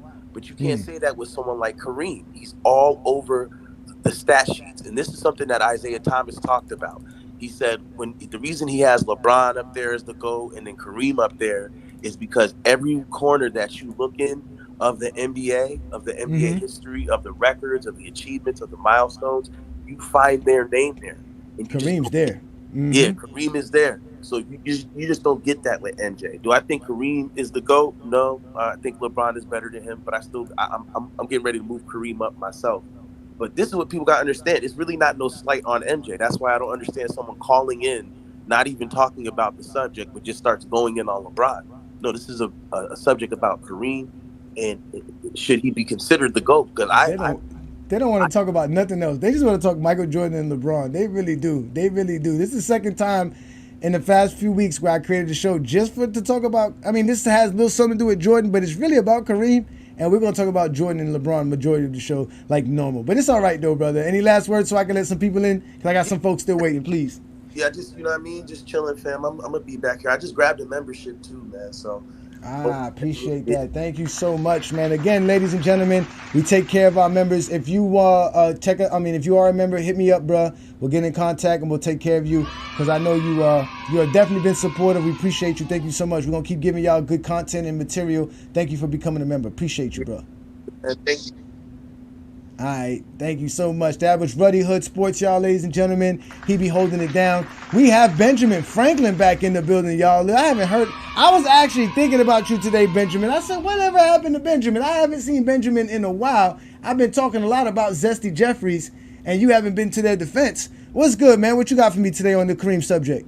What up? What up? What's going on, man? I just been busy, but Kareem's a beast. Like he definitely top five. I think he has second best longevity of all time behind LeBron. So I mean that's why he's ranked so high. But like as far as him and MJ, I mean it's just really the peak. MJ has like clearly a higher peak. His translation is better, and then you got to dock points from Kareem because he played weaker comp. So that's really what it comes down to. He played tougher comp than Jordan played for sure. Not even close. And that's not even disrespect to him. Yeah, no, Jordan never faced the 83 Sixers. Jordan never, I mean, he did face the 86 Celtics, but he didn't face the 84 Celtics, which was another great team. Jordan did face the Detroit Pistons. Yeah, I mean, the competition in the West wasn't too much for the Lakers in the 80s. But that Eastern Conference Finals that they had to go through, Boston, I think they played Boston, 3 times. They played Detroit twice. So, yeah, they faced some tough competition as well. And they faced the Sixers. They had to go through the Sixers. They had to beat the Sixers a couple of times to actually win the NBA championship as well. Jordan didn't have to face that kind of tough competition. And then you said that higher peak. I mean, at the end of the day, what peak is higher than this? I mean, I don't think Jordan has a peak better than this. You said translation, right? Is that playoff translation? Those are just like accolades. Like I'm talking about like peak, like that's no, like your that's production. his peak. Yeah, that's his. You don't see this. Benjamin, open your eyes and look at the stats. No, you're saying like, oh, this guy got 9. If 2 guys got 2 9-time All-Stars, someone can still have a higher peak. That's not peak. You're just like listing accolades. Jordan, again. We just have a different definition of peak. Open your eyes. This is his peak. 28 points per game, 15 rebounds, 4.5 assists, 55% shooting from the field, 3.5 blocks per game. Over 700 games played in a 10-game span. Jordan's peak that you're talking about is within his first 9 years. Jordan's first 9 years is not better than this. He doesn't have a better peak. Based on what? He played better. He scored at a higher rate. He led in more statistical categories. He translated better in the playoffs. What more statistical categories he led in? Assists, steals, points. That's 3 of the 5 major statistical categories. So we checked off the buck for MJ. You mentioned competition before. I actually agree with you when you talk about Hakeem play. I mean, not Hakeem. Kareem played great competition in the 80s. But notice you said the 80s. That's not his peak. That was when Magic Johnson was the best player on the team. Magic Johnson ran the show. Michael Jordan was never the second best player on the team. Magic Johnson. You notice the difference? Magic Johnson was not the best player on the Lakers from 1980 to 1985. That was Kareem Abdul-Jabbar. For most of the 80s. Let's go to the 70s. Let's go to the 70s where the NBA had the most parity and was the toughest league ever. He had to face Wilt Chamberlain and Jerry West. He had to face Willis Reed and Walt Frazier. He had to face John Havlicek and Dave Cowens. He had to face what's it called?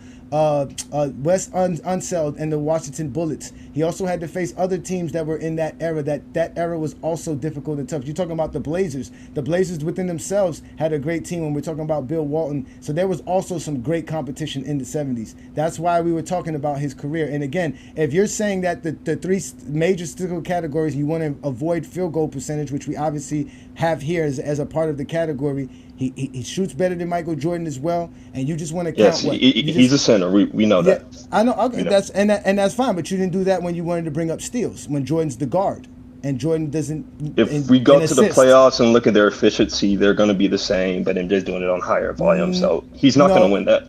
Jordan, he averages a double-double. Jordan doesn't. He averages 30, 16, and 3. That's better than Jordan's 33. By the way, that's in the faster. By the way, that's in a faster-paced era. In the 70s, where half of the league's best talent was in the ABA. Like Kareem objectively played the worst competition out of anyone. The 70s was by far the weakest. No, the 90s was the weakest, which was a part of Jordan's career because of the expansion era. They added players to the league that were not even. Expansion is infinite. It's exponentially better than half of the league's best player being in another league called the ABA. It's exponentially better. No, it's not. And there was expansion all throughout Kareem's career, so that argument doesn't even work. No, it does work because, like you said, there were other players in other leagues that you can add to the league that were great players. That was not available in the 90s. When you're adding, they were in the ABA during like the first 5 years of his career. Again, you're adding players that were great and were supposed to be professional athletes to the league while you were not doing that. No, they in the weren't. 90s. They were in the ABA. That's what I'm saying. Then they got Was added later the on. ABA a professional league? Yeah, so the best players in the league aren't even all in the NBA. That's bad. Again, I'm trying to give you an understanding. This is why I was hoping you was going to show up today, because I like this. I'm telling you, the ABA was a professional league. You agree they were equal to the NBA because half of the players that were supposed to be great at that time were also in the ABA. That didn't exist in the 90s. The players that they were attaching to the league in the 90s were not professional players. They were not good enough to be professional basketball players. Wait, you think that actually helps your argument? No, I guess it does because it makes it weaker because you're talking about. Wait. You gotta let me speak. Go ahead, finish. You gotta let me speak. You gotta let me speak. You're saying that the league was weak then because there wasn't enough good players because half of them were in the other league. I'm telling you it's the same factor for the 90s but worse because they were adding bad players to the league. At least the NBA still had a bunch of good NBA teams. There were no good NBA teams in the 90s. So there was weaker competition. Now, Michael Jordan's peak isn't in the 90s. It's only his first 4 seasons of the 90s, which is 90 to 93. But that was a part of the expansion era. That was a part of the league that lost great players, and to teams that now have to sit around here and just add players to their team, and you had bad teams all over the league. That's what the NBA was. That's why the pace slowed down, because the skill level got worse. You can't blame the 70s for a high-paced game. They played the game of basketball correctly. They moved the basketball and got a shot off. They didn't sit around here and dribble and post up and dribble and post up and post up and dribble. They moved the ball and played basketball. You can't hold that against them. That was good basketball. 90s basketball was bad basketball. Slow-paced basketball is bad basketball. Even though it was more efficient than the 70s. So, but again, to rebut what you were saying, I don't know how you think just because there's more professional players, that means it's a better league. First of all, that's not even a good argument. You're just saying, oh, you. That's not what I said. That's not what I said. This is what you do. I did not say that. I said that they were able to grab real athletes that were able to play in the NBA during the 70s. You were not able to do that in the 90s. That's why they started grabbing players from high school and foreign players. You realize there are players in high school and college that are already better than NBA players, right? Or just as good. That doesn't make the competition weaker. It was weaker. Kobe was weaker. Kobe was weak competition. He wasn't good competition. Kobe was weak competition. Kevin Garnett coming into high school was weak competition. They were not great. These guys made all-star teams in like their second or third year. How is that weak competition? Making the all-star team has nothing to do with being competition-wise. All that has to do with you being voted in. In Minnesota, you can easily. You just said it's weak competition, but you're one of the top 30 players in the league. That doesn't make any sense. No, you're not. Being an all-star doesn't make you a top 30 player in the league. Generally, it does. No, it doesn't.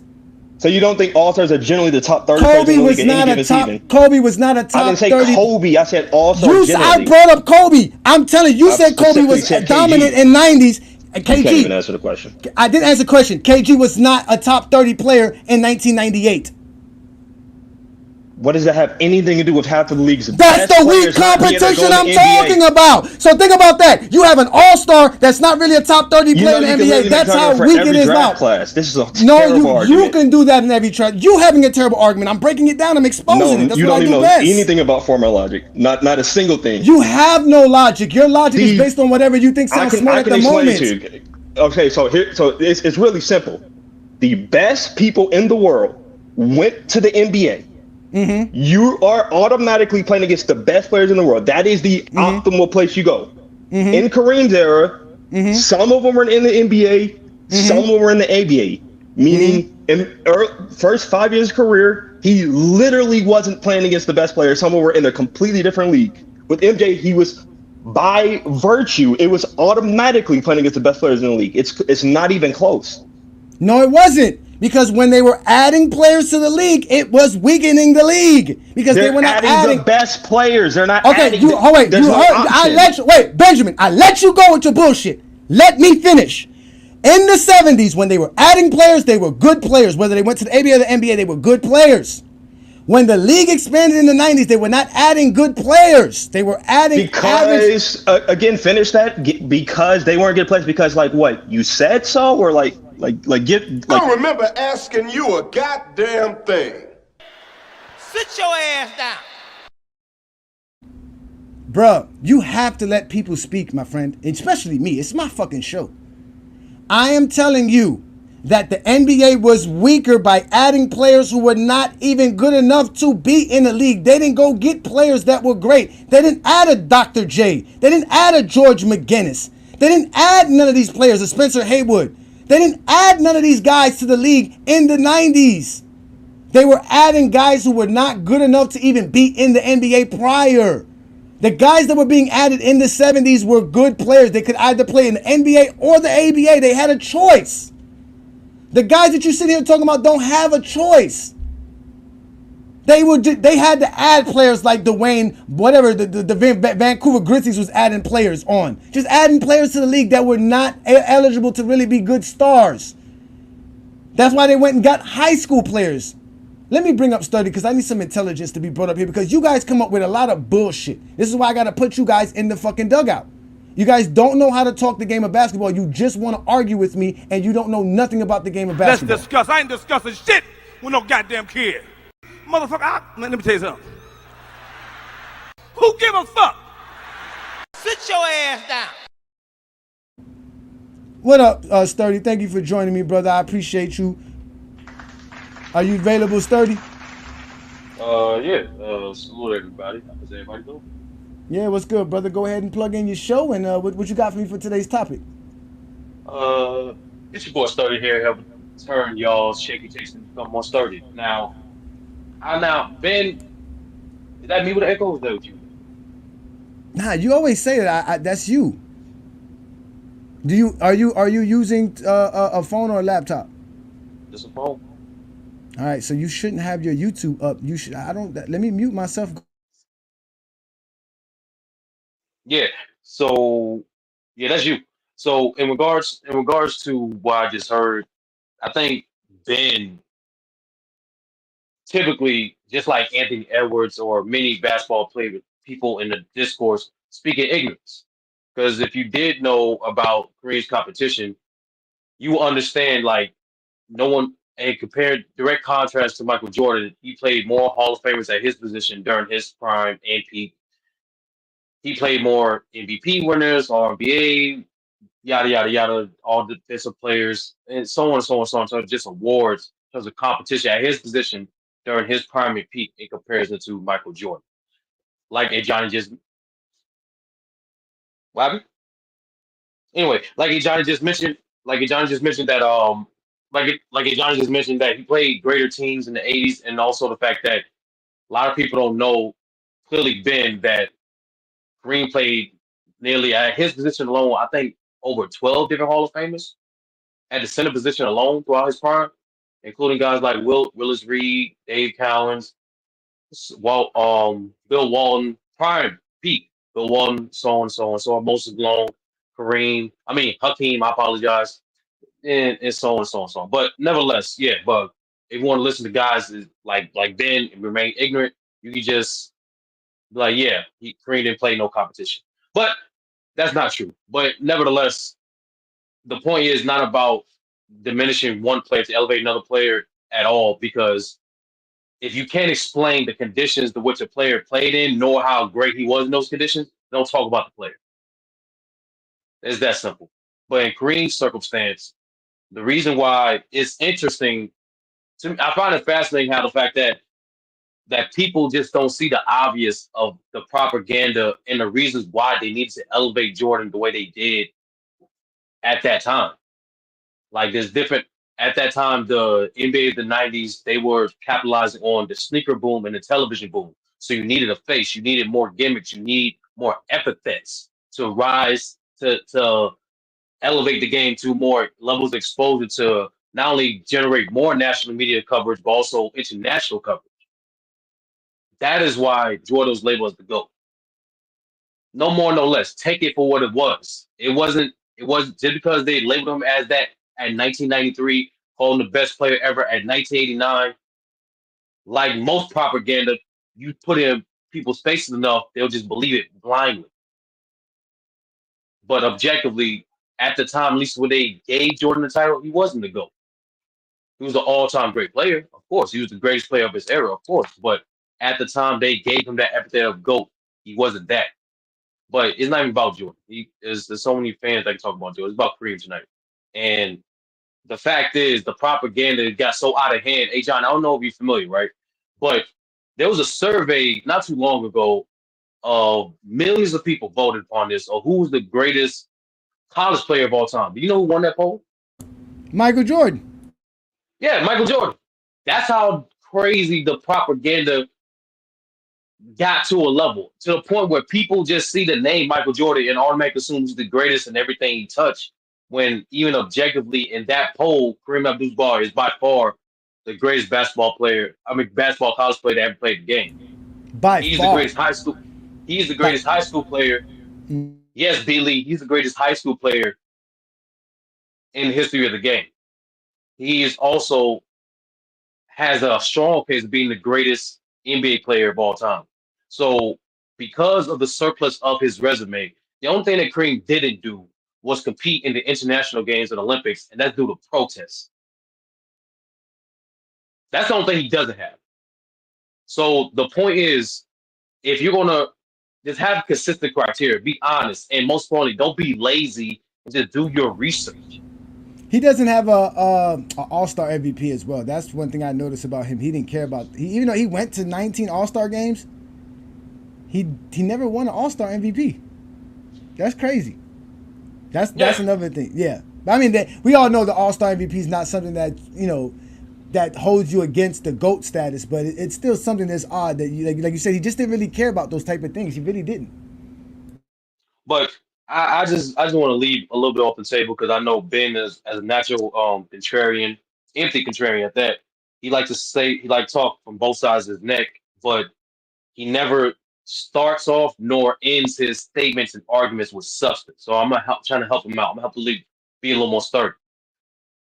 Ben, when you come back up here, can you please tell the people what is Kareem's peak? Who was his competition during that peak? And how did he perform in the playoffs during that peak? Then opposed to just using vague statements like, "Oh, because the ABA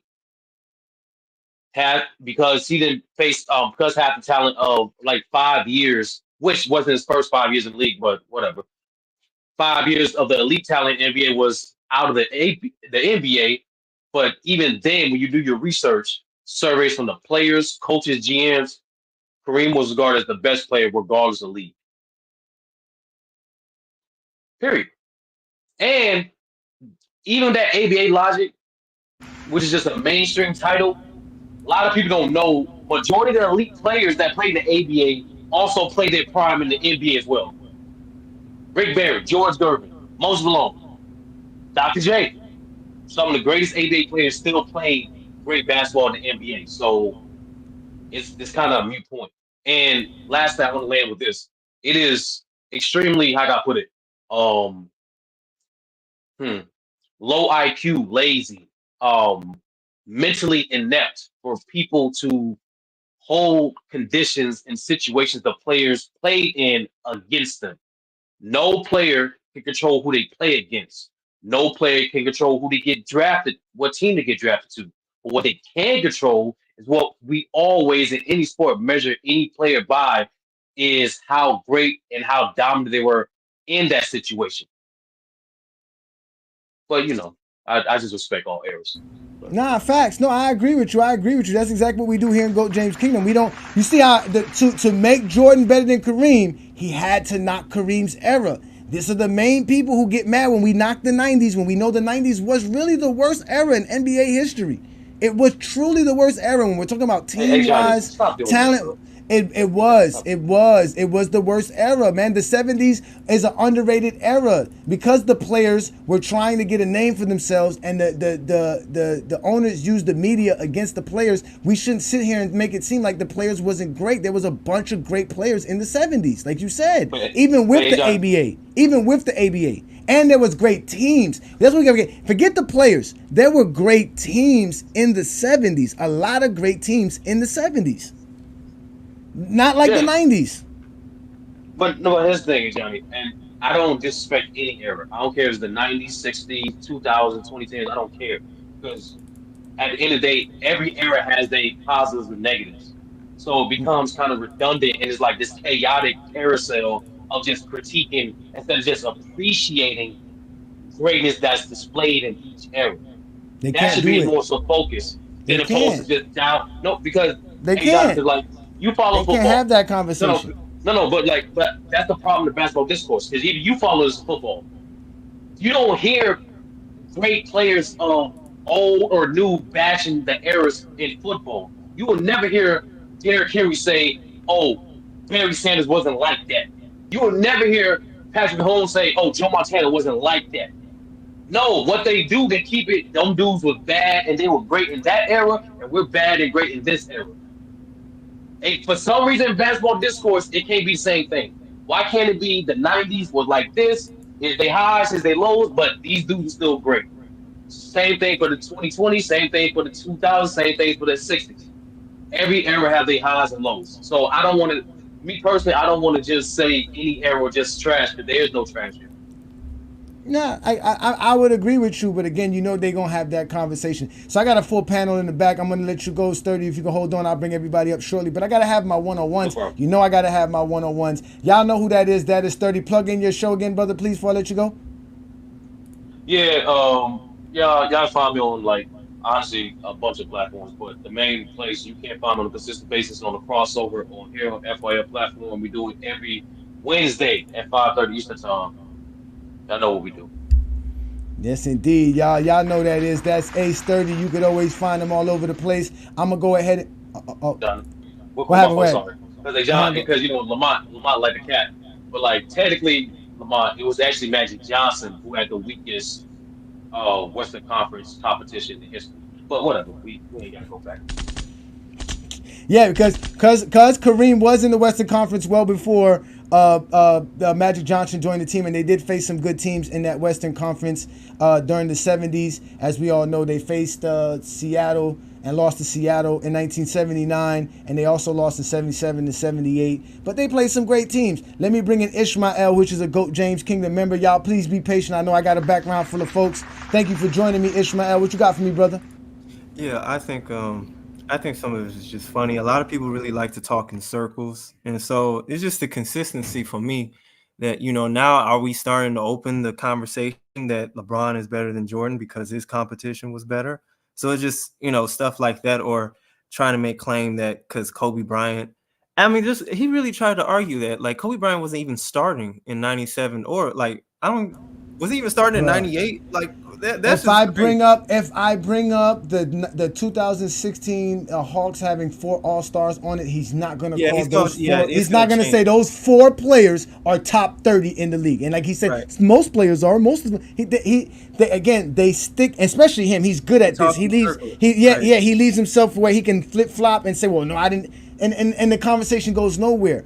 He's Yeah. trying to say that Kareem's peak was weak. So even though his stats and his accolades are better than Jordan, it doesn't really make, because Jordan was playing in tough competition. Jordan was playing in a lower. Like, they have to find all these little tidbits. They can't talk about how great Jordan is without saying somebody else is just not good enough. That's how they make Jordan great, by saying somebody's not good. Yeah. How's Yeah. great? Yeah. How Jordan's great? Scottie Pippen sucks. Yeah, he got to carry them and all that other stuff. I mean, yeah, and I think that it's just I always told that like Kareem, and I'm not gonna say like I know Kareem's career in terms of like I know he played against Wilt and stuff because I wasn't there to watch it and whatnot, but I just know from what people told me, Kareem was a conscientious objector. And when he turned Muslim and changed his name, and he was speaking out in terms of like being like an activist as athlete, people they didn't take that too lightly. So I'm not saying that he was Kyrie Irving, but I just use that as an example. Like Kyrie is a bit on the rebellious side, and I favor that. Like he is his own man that makes his own decisions, and he supports what he believes in. And so when you have that, then the media is not going to be on your side, because especially at that time, most Americans didn't support it. So they didn't see him and value him as like, from my understanding, is like he's the face of basketball, like truly the face of basketball. In terms of his accomplishments and ability to play on the court, there's no argument for it. But he just can't be known as the greatest of all time, or is known as like the pillar of basketball because of that at that time. And I think that that's actually shortened, that has belittled his career for what he's done for basketball. So Yeah, he doesn't have the that's superstar. He doesn't have that superstar power, because even yeah, back then, right. because even beyond the media, he wasn't too fond with the players as well, right? Because he, not that they didn't like him, or he just was just different. He wasn't He was interested in going. different. Yeah, he And was there's a interested lot in of going to players like that. nightclubs. Exactly, but There's a lot of players I think today are getting more respect for that, which is a good thing. Like, you got Kawhi Leonard, you got Giannis Antetokounmpo. Some of these guys are more family men. They're not known as, they're too loud and stuff with their careers. And so I think I think it's also a tale that's learned from people like Tim Duncan, who was pretty quiet about his career. He wasn't someone to show off, and whatever their personalities are, that's cool. But I'm just saying, like, I think that at this time we should learn to be more appreciative of his abilities and his accomplishments. So Yeah. And again, we have to understand the 70s and understand the reputation of the NBA at that time. Remember, in America, there was the war on crime. right? They were going after hippies, and marijuana was the devil's stick and all this other stuff, right? You know what I'm saying? Like, it was, that era was where corporate America was like, we're cracking down on anybody who's radical, revolutionary, different. You had to follow status quo. You see what I'm saying? And like you said, he went the Muslim route, and then he did it kind of like Ali did it, right? Because Ali waited till he was the champion, and then went out there and told everybody, "You got to call me Muhammad Ali." Muhammad Ali instead of right? Cassius Clay. Exactly. Kareem did the same thing. He was Lou Alcindor as a champion in 1972, and after that came into the league the next year as Kareem Abdul-Jabbar. So Right. here it is. Here is the league champion, the league MVP, and we have to call him Kareem Abdul-Jabbar. So it's actually, instead of even talking to Kareem, they would avoid talking to him because you didn't want him to sound smart because he wasn't stupid. Remember, he went to UCLA. He was 4 years in college, graduated. Yeah, he was an Very intellectual, astute man. right? Exactly. So you're not gonna give him the mic. You're not gonna let him speak. You're gonna let the media speak about him and keep him in check, which will keep other players in check because again, we're battling players in legal fees and all this other stuff is racking up on us. So we can't have the best player being able to speak up and talk loud. So we got to keep him in check, and that's what he did. And because he didn't care what people thought, he never thought to defend himself. He never thought to put himself out into the media. That's why I think when he did the Airplane movie, people were shocked that he was like, "Oh my God, Kareem did the Airplane movie," and then he What was kind of. Airplane movie? You never seen the movie Airplane? I think I heard of it, but nah, I ain't never seen that. Oh my God! I mean, I did see. I know he was in movies. But I Yeah, did no, see that was okay. All right, so check this out. There's a movie called Airplane. It's a comedy movie. It's from the 70s. It's late 70s. Is it that white guy with white hair and shit? Yes, Neil. The guy who played in Naked Gun. The guy who played Naked Gun is he in played it. a movie with O.J. Simpson. Yeah, okay, I know about that. Yeah, I know about something. That's got to be like that's got to be the only people in the world that did a movie with O.J. Simpson and Kareem Abdul-Jabbar. Yeah. But the movie's called Airplane. You'll like it. It's still a funny movie to this day. And Kareem Abdul-Jabbar played in that movie, and it was a little parody about him being Kareem in the movie and everything. And he was known for being just this militant guy, really standoffish. So they just talked about him badly, and the NBA wanted that because they wanted to check the players. They wanted to let the players, we're bigger than you, just like the NFL did to the players a few years back. We're bigger than you. You're not going to make a name for yourself on our platform. That's not going to happen. And they changed that. After a while, they said, okay, we're going to let our players be our platform. But in the 70s, they were like, nah, we're not doing that. It took David Stern to really make the NBA do that, to say we're going to make the players the actual guys. So, that's really the truth, bro. You got any last words so I can bring up Peter, because Peter's been busy. I'll just hang back, if I got more to say and whatnot. So I'll see. But thank you, Ajani. It's a good show. I appreciate it, man. Thank you, brother. Thank you for the support.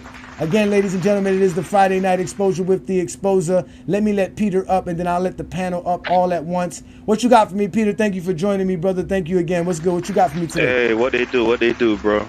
Nothing much, man. Yeah, What they man. do? Man, not much, man. Cooling it. So yeah, just sitting back, listening to the arguments, man, enjoying the show.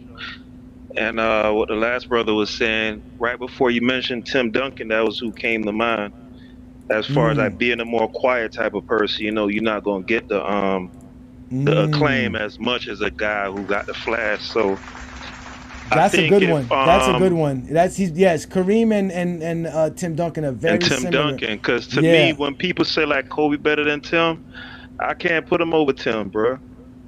You feel me? I can't neither. No, I can't neither. But a lot of people, a lot of people been hating on Duncan because there's some people who praise Duncan, but yeah, you're right. The way he carried himself, not being too much of a eccentric character, didn't attract people to him as a person, other than his basketball game was boring. Boring.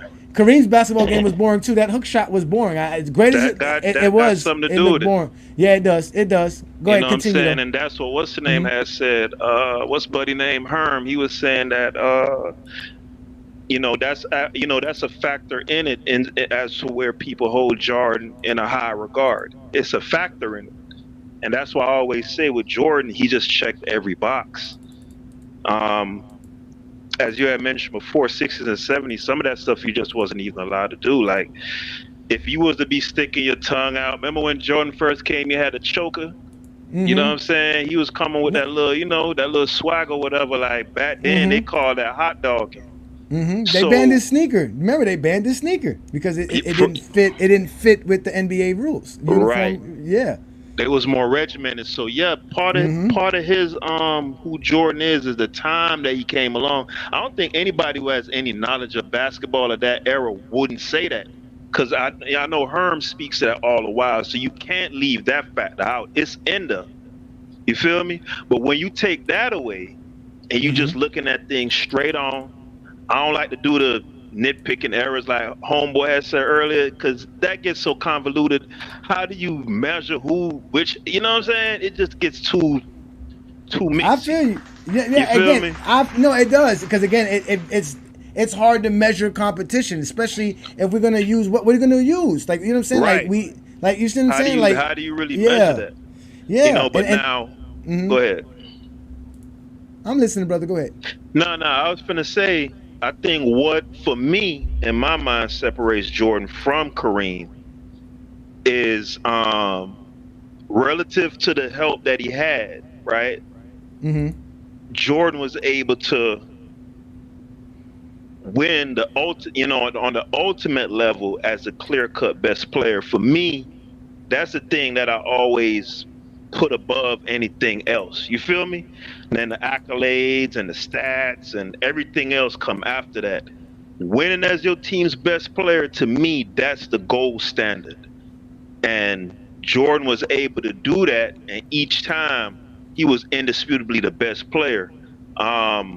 You could make the argument that with what's his name, Oscar and Magic, you could make the argument that those are two top 10 players. A lot of people got both them guys in their top 10. You feel me? And I'm not disparaging Pippen, but if we're comparing him to an Oscar or Magic, you feel me, as a teammate, so we could objectively say Jordan had less help when it came to winning them championships than Kareem did. Would that be fair? Because for me, help is also predicated on your comp. So the fact that Jordan never went up against a team like the '83 Sixers, you see what I'm saying? Never went up against a team like the '80s Boston teams, when he was winning his championships. Like that, those are the different and even in the '70s, the parity of the '70s, the like again, to play in the '70s and still be great in the '70s was hard as a player with all the things that were going on. So there's a lot of factors. But you guys, again, that's where the championships fall in at, right? Because when we're talking about championships, we're gonna shout out the Blue Boat man, and he's gonna give you that. You're gonna give me your top 5, Peter, because everybody wants to know your top 5. But when we're talking about being a top winner, 5 NBA players. Yeah, top 5, but not right now. Give me a second, because I want to show you this. Because at the end of the day, when we're really talking about winner, Kareem was winning well before he entered the league. He was always been a winner. These are all the rings that I got. Grade school, high school, UCLA, and then all the rest of them are from events in professional life. So this is the thing that, that players say that they sweat for, that hope to get and do anything to get, and you got a whole stick full of them. Yeah, well, they accumulate, I guess. or they just don't come at all. Right, yeah. Bruh, Peter, you see that's like a 3.5, 4 foot stick full of rings, bro. That don't make no sense.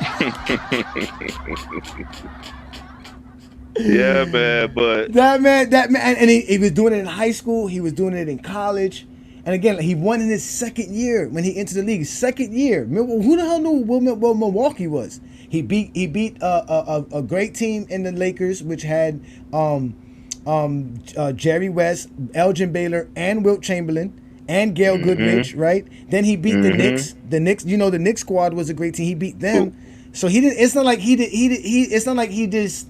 Like he didn't play nobody. You see what I'm saying? Like I said, now I get you, because that's what I used to hold against him too. The fact that he had Magic Johnson for all those years. Which I don't hold it against him though. I'm just, you feel me? Because look, no, I got what you're saying. Because Jordan got 6 championships as a leader, right? We know all 6 championships. Kareem wasn't the quote unquote leader, even though he was the captain. The last 2 championships, we can say Kareem wasn't the best player on the team. We can say that.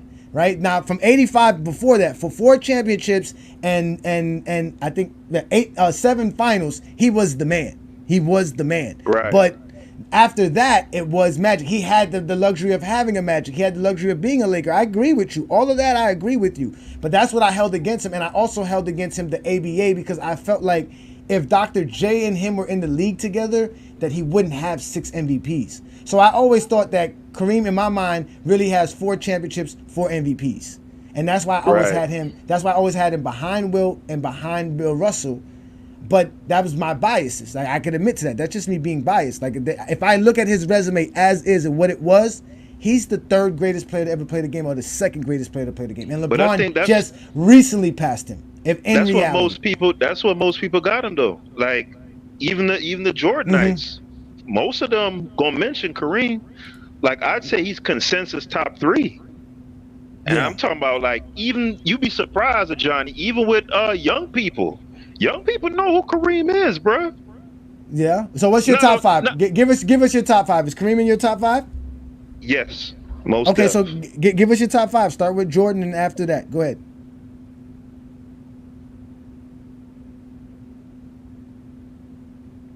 You hear that, Peter? Oh, don't duck out now that you got to tell us your top 5. You can hear me? I can hear you. Yeah. What's your top 5? Yeah. I was trying to go to this list on my phone. So, all right, top of my head, MJ. Did I have Kareem? I think I got Kareem second, bro. Okay. Yeah, I think I got Kareem second because I had it written down. I was thinking about it, right? Who did I have third? I know I got Duncan at 5. Okay. Who did I have at 3? Probably Magic. Damn, dog. I ain't gonna lie, bro. I was drinking some ganja tea too, bro. So, you're not. You at least you doing better than Michael was doing. Michelle, whatever he was doing when he showed up, because that dude sounded like he was drinking and on a couple of perks. Yeah, he was cooked. But all right. So I got Jay, Kareem. I got Duncan at 5. So it's basically who I got at 3 and 4. I want to put Hakeem in there so bad because damn, dog. I'm gonna go Hakeem at 4, bro. Hakeem. And then and then 3. Yeah, so you don't have LeBron James in your top 5 greatest players of all time. Nah, I got Bron like round probably like 10. I got Bron like round 10, 11. Bro, I don't even think Benjamin is that bad, bro. You said 10 and 11, LeBron. Yeah, I got him about 10, bro. Wow, I don't even. You can name 10 players ahead of LeBron James. That is it'd be hilarious. 9. If I got him at 10, it would be 9 players. That's insane. I stopped listening after he said Magic was 3rd. I stopped listening. Yeah, for real. That's what it got me too, bro. That's what. How can Magic and Kareem be in the top 5? That don't make no sense. Remember, I'm going off the top 2, bro. I said I had it wrote down. I know. Yeah, well, next week you gotta come better. You gotta bring us the real list. I don't got no issue with that 5 though. What's wrong with Magic and Kareem in the top 5? What's wrong with that? Have Magic as the 3rd greatest player ever. You're insane, bro. So you have Magic over Wilt. My top criteria would be what? Go ahead. Yeah, for me, remember, I don't remember if Ajani remembers speaking to me, right? Remember when you were talking about Wilt that night, Ajani, and I came in talking about what happened in I think what that was 67 when Willis Reed only played 5 minutes and he only, you know what I'm saying? But he kind of choked. I remember that. Right. He didn't choke, but listen, I don't want to get hung up on Hold on, bro. Listen, hear what I'm saying though. Look, bro, you asked me for my criteria. I'm trying to give let it him to answer. you. Let him answer. Go ahead. Look, what you value might not be what I value. You feel me? So like a lot of people love James Harden and he averaged 30. I don't really care about that. To me, that stuff matters. But in the tier of like what I value, that shit like in the middle of the pyramid. You hear me? Like the number one thing I value, like I told Johnny about 10 minutes ago, is winning as your team's indisputable player. That's the gold standard. All that average, okay, that's nice, bro. What did you do when the chips was on the table, bro? So wait, is Kobe in front of LeBron?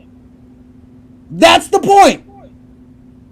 Anthony Davis was not making the playoffs. What are y'all talking about? Kobe Bryant is Kobe Bryant. Anthony Davis is nowhere near Kobe Bryant or Dwayne Wade. Why are y'all praising these people? Is Scottie Pippen a 1B player because he was leading the Bulls in a lot of categories besides points? Y'all not going to say that shit? So again, I'm going to ask y'all a simple question. Is Anthony Davis in 2020 on the level of Kobe Bryant in 2001 and 2002? No. Yes. What, man? Because that's not Kobe's peak. That's why I said that. I don't think 2002 is his peak. It's not his peak. Now, if you're talking about mid 2000s Kobe, yeah. Yeah, Kobe can I just say something? developed. Can I say something real quick? Go ahead, 'Cause Sturdy. Go ahead. I already knew this. I already knew this, but I wanted to verify it again. Of course, in the playoffs, no, Anthony Davis did not lead in majority of the categories for the Lakers in the playoffs. Yes, he I led said in the regular points. season. Oh no, you said both.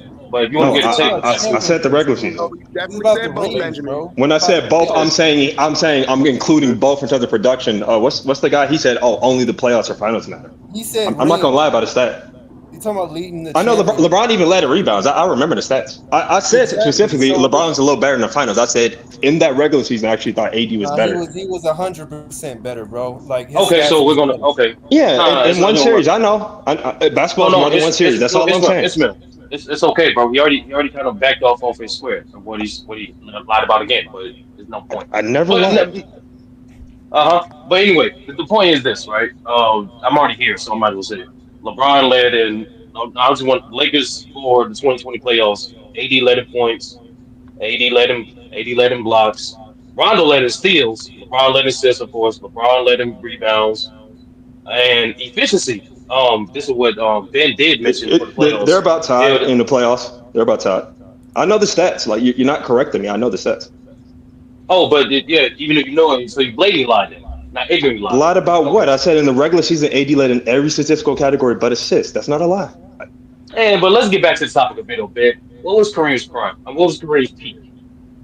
Honestly, I got to go back on Kareem's years, just because I haven't really So thought you about him don't in a know. So while. you don't know. No, So you don't I know. know. I've done like analysis on Kareem, LeBron, and all that stuff. So But what So is why can't you Kareem's answer the peak? question? So Hold answer the on, question. hold on. I got to go back and do the Let me help research. him He's out. Let not me in help my him out. era. Hold on, Ben. Let me help you out. Let me help you out.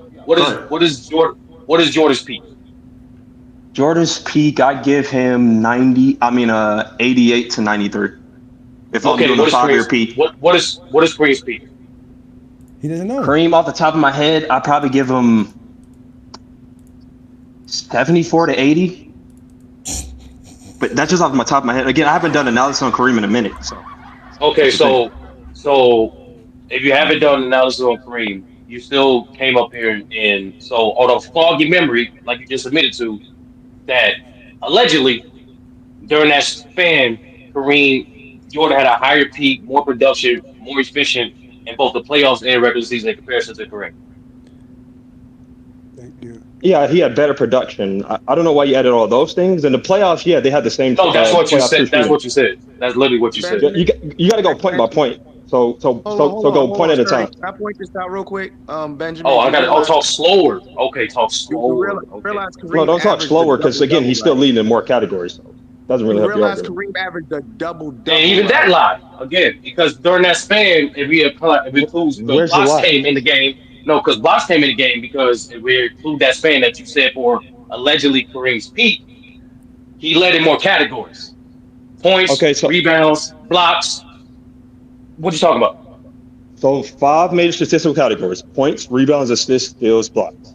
It's MJ actually leads in 3. 7, but it's Kareem actually leads in 7. 2. But continue.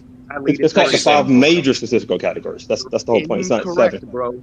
I know to the lower level casual fan, there's only 5, but it's 7. But I get what you're saying. It's My more bad. than that if you include advanced stats, but I don't think you want to go there either No. because I'm talking about. I'm talking about PER, it's all going to basic. favor MJ, I'm talking and I'm about. sure you're I'm talking aware of about that. basic. I'm talking about basic box score stats. It wasn't just points, rebounds, steals, and assists. It was also field goal percentage and free throw percentage. They tracked that since the very beginning. So So MJ when will I still be say leading. wrong No, again, MJ would but have 4, if you did, Kareem would have 3. oh, see, that's the thing. If you did your research like you allegedly did, you would understand Kareem led in more categories if you include field goals percentage as well.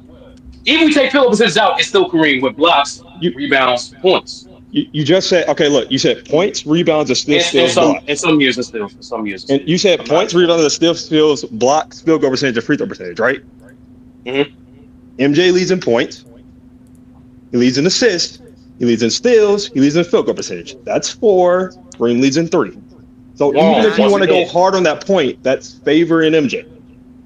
Well, again, how's it leading? How's it leading field goal percentage? Not for his team, nor against Kareem. And during some of those runs, like Johnny just mentioned earlier, which I know you slickly didn't listen to, Scottie Pippen led in assists and steals from some of those runs that you were talking about during Jordan's peak. Hey, sorry. I get what the problem is. We're talking about completely different things. I thought you were talking about Kareem and MJ compared to each other. Who's leading in that category? You're saying who's leading that team.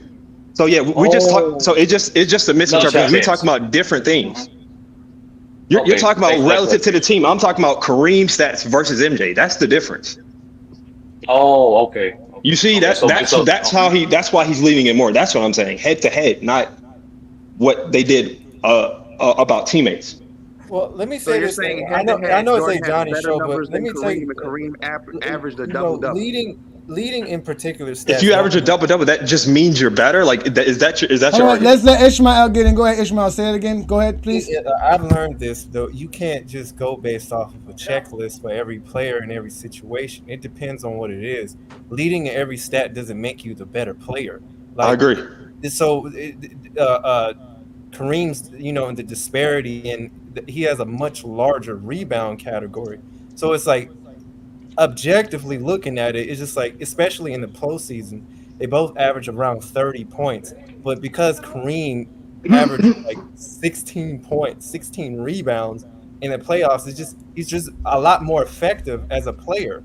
And like MJ only averaged like 2 more steals. So that makes Kareem better in terms of just looking at numbers blindly like that. If you value rebounds that much, yes, but I don't think most people, including myself, value rebounds that much. So now you can't value rebounds when comparing assessment of center. No, you can value rebounds. I'm just saying there's a difference in how you're going to value them. Like, there's a reason why we don't say Dennis Rodman is top 20. So we don't value rebounds when it comes to assessing a center. You said look at. No, we do value rebounds. You said look at all. So which one is it, Ben? You said look at all. We evaluate everything. Yeah. So okay. So there's no evaluating everything. Okay, and that's why you come to the conclusion why MJ has better stats. That's why you end up with the advanced metrics of him having a higher PER. Now we're using advanced metrics. So we're past the MJ doesn't have the better stats. MJ doesn't have the better stats. MJ doesn't average a double-double. Okay, so that's the argument. Just average a double-double, you're better. So Jokic is better than LeBron, I guess. No, because he's averaging 29 and 15, while Jordan's averaging 33 and 7. Wait, hold on. What are we talking about? You're comparing primes, or are you comparing career? Yes, because Kareem doesn't average 30 for his career. We're talking about peak. We're talking about the peaks. We're talking about Jordan's If we're talking about peaks, MJ's at like 33. what are we saying? That's what I just said. I just said 33 points and 7 assists or 7 rebounds are not trumping 29 points, 15 rebounds, 4.5, 5 assists. That's what I'm literally saying does. No, it doesn't. It literally doesn't. You're bugging. It doesn't. Literally does. Why do you think he's higher in all those advanced metrics? Which comes from the box score stats. Because the advanced metrics. By the way, the advanced metrics. Shaq. What you mean? We're gonna use Shaq's prime? Because y'all got to use prime. The icing on the cake is MJ's doing that playing. The Shaq averaged 29 and 15. With 4.5 assists. Shaq playing the slower pace era. Playing the slower pace era. He averaged that around. You talking about in the finals, right? No, we're talking about for your peak.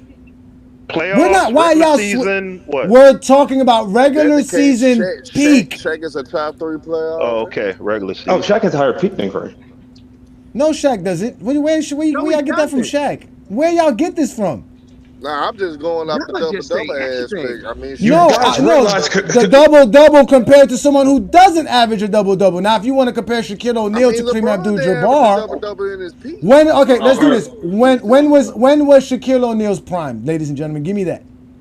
Are we doing prime or doing peak? Because Ben keeps moving the goalposts. I'm not moving the goalposts. It's like, my bad. I said prime. What is Shaquille O'Neal's peak? 2003. No, I say for 90 His best individual or like what stretch? 3-year stretch? 1-year stretch? The same Oh, criteria now you're those matter. using. But I Wait, thought- wait, I thought wait, it wait, was 5 wait, years. wait, wait, wait, wait, Benjamin. What was the criteria using for Kareem? Benjamin, Again, what is the that's- criteria you're saying using 10 years, for right? 70 to 79? No, we're saying this is your criteria. This is not ours. You said peak. We don't use peak. You use peak. What is Shaq's peak? Again, what do you want? 1-year peak, 3-year peak, 5-year 5 year. peak? Ben- What? Ben- Wait, Ben- Ben- Benjamin, we're gonna- Benjamin. Wait, no. I got this. Sturdy, I got this. Benjamin, what did you use to determine Michael Jordan's peak? I can use a 3-year peak, a 1-year peak, or a 5-year peak. All you gotta do is tell me which one. Benjamin. Wait, Sturdy, I got this. Just want to tell me which one you want. I'm about to kick everybody off so I can have this conversation. Let me ask this simple question so Benjamin can answer the question.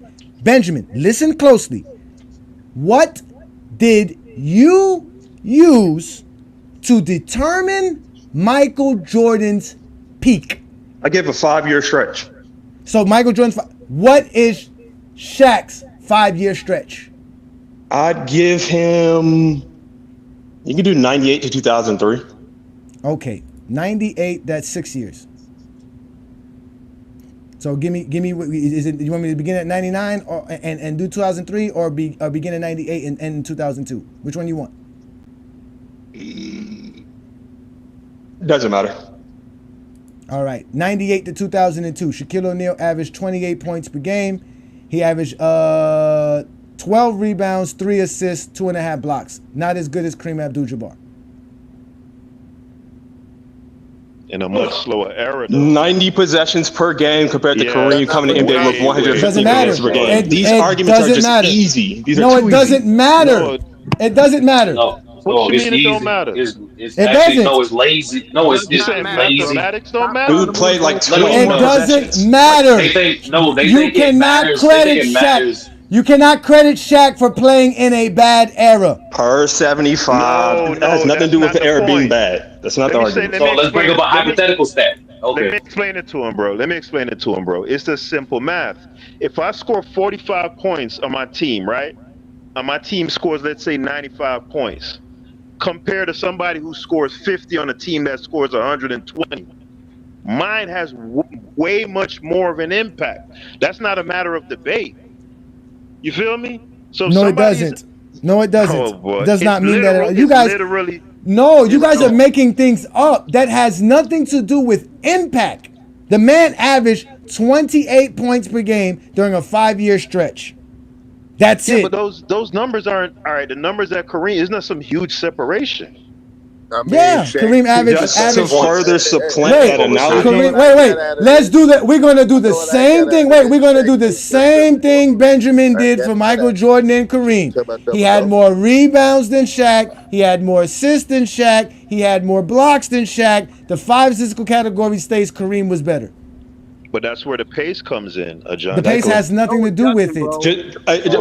Just to supplant the argument real quick, think about this for a second, guys. Think about this for a second. MJ and Wilt both scored 30 points per game, right? They both scored 30 points per game. We know they're both efficient. Wilt needed 7 more minutes to get that same amount of points. Who's the better scorer? If you need more possessions and more Wilt minutes to get the same amount of points, how are you a better scorer? You Wilt just aren't, Chamberlain. simply. Wilt Chamberlain. Your possessions aren't as worthwhile if you need that many more possessions to get the same amount of production. The possessions is depending on style of play of the team. The more possessions you get, the better it is for you in basketball. No, for the era though, Johnny. The entire era was much Again, slower. the more possessions you get in a basketball game, the better. Based on what? Like the efficiency was Based horrible in on the 60s. basketball knowledge, the more possessions you gain in the game of basketball, the better it is for you. Yeah, you I don't talking know about how for you come to that individual conclusion, team? but No, okay. he's saying for individual team. Understand what you're talking about. That's what I'm talking. When we talking about team, when y'all say pace, y'all talking about the team. No, I'm talking So about the era. the pace of the 70s was what it was because they created more possessions than the 90s did. The 90s actually reduced their possessions because of lack of skill and the lack of ability to That's not the create 90s though, more John. possessions. Within the 70s had more Yes, than the 90s? wait, Is that the argument? Early 2000s. No, the argument is Shaq and Kareem. That's early 2000s. No, he said 99. He said 98 Yes, to but 2002. c- The come on, pace bro. was That's super mostly slow in early the late 90s. What are you 2000s. talking about? That's one of the slowest pace. The Oh, like whole 90. What does the that? late What does this 90s, have the to do with late the players? 90s and the early 2000s had the slowest pace in NBA Right. The history. early We know 2000 this. was even slower than the 90s. The 90s, But it what was does the this have beginning. to Yeah, do the with the 90s players? overall, It yeah. started in the 90s. It The late started 90s in was the super slow, 90s yeah. and carried Right. on to the 2000s. It started in the 90s though. We're The saying NBA it's a the factor, NBA bro. We're pace not started saying slowing We're down just in the saying 90s. math. That's all we're saying. Like, look at the right. math. I Let's factor understand that. that Your in. That's math all it is is. Okay, grade so school math. It has nothing to do with basketball. can I ask a simple question? So what are the players supposed to do about the different paces and conditions of the eras? Nothing you could do, but when you analyzing the errors, you just got to factor in. So, So let's factor in this. Wait, no. Let's Okay, factor so in this. Let's okay. factor in this. Let's factor this in this. Why is Michael Jordan the only player in the 90s that was shooting at the pace of the players in the 60s?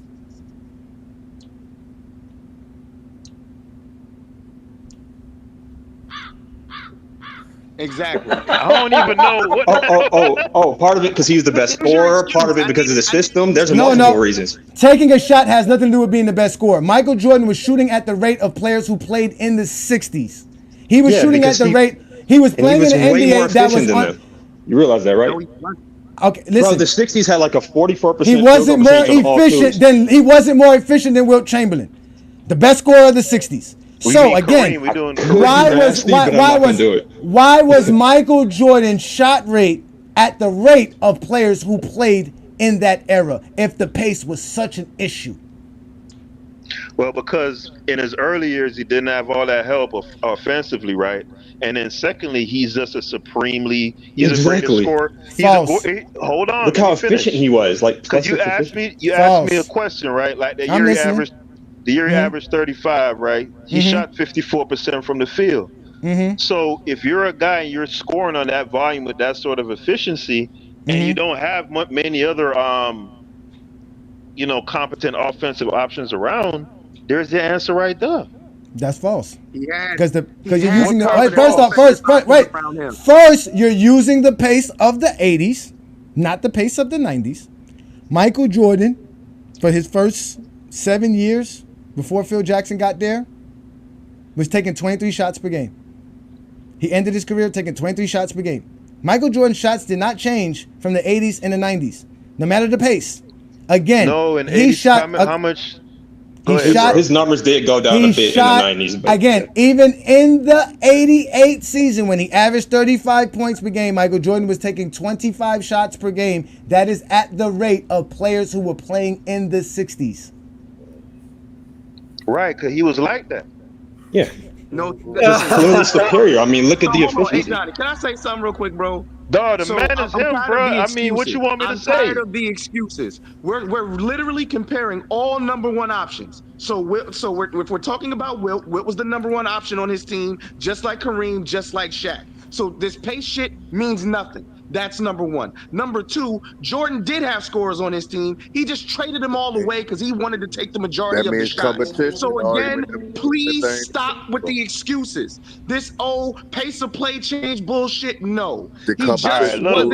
Look, comment show the buddy. Stop. So you got okay. So like, you don't think there's a like? You got to stop the competition. Look how I'm gonna explain it to buddy so cold, Johnny. Look how I'm gonna break it down, bro. As a Miami dude, you gotta feel me on this one, bro.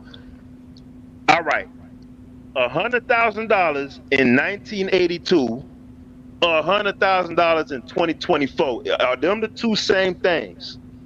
That's a rhetorical question. The answer is no. Now, is it anybody's fault in 2024? They only got 100. That doesn't matter. The point is, if I'm comparing wealth, right?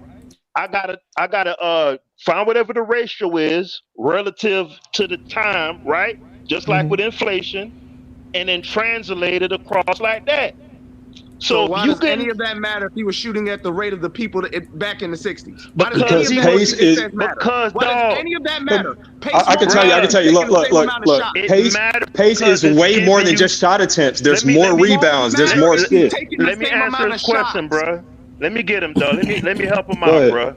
What to get? There's more assists. There's more steals. There's more everything to collect. Do you not understand that? Yeah, I gotta go. So man, let him land his plane. All he's saying is more possessions.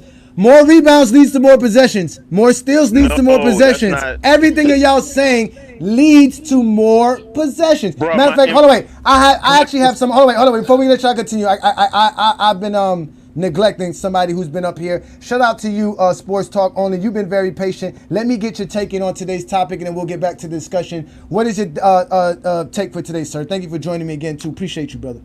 I would say that Kareem is often overlooked as far as the GOAT debate is concerned. He's like, well, I would say this. At first, I had Jordan at 2, but watching LeBron really made me appreciate Kareem's career and all his accolades. So I put all of it, like all of his accolades, when I grade players and I say, who's the best, I put everything, like who you played, the competition, accolades, your stats, like pretty much your whole resume.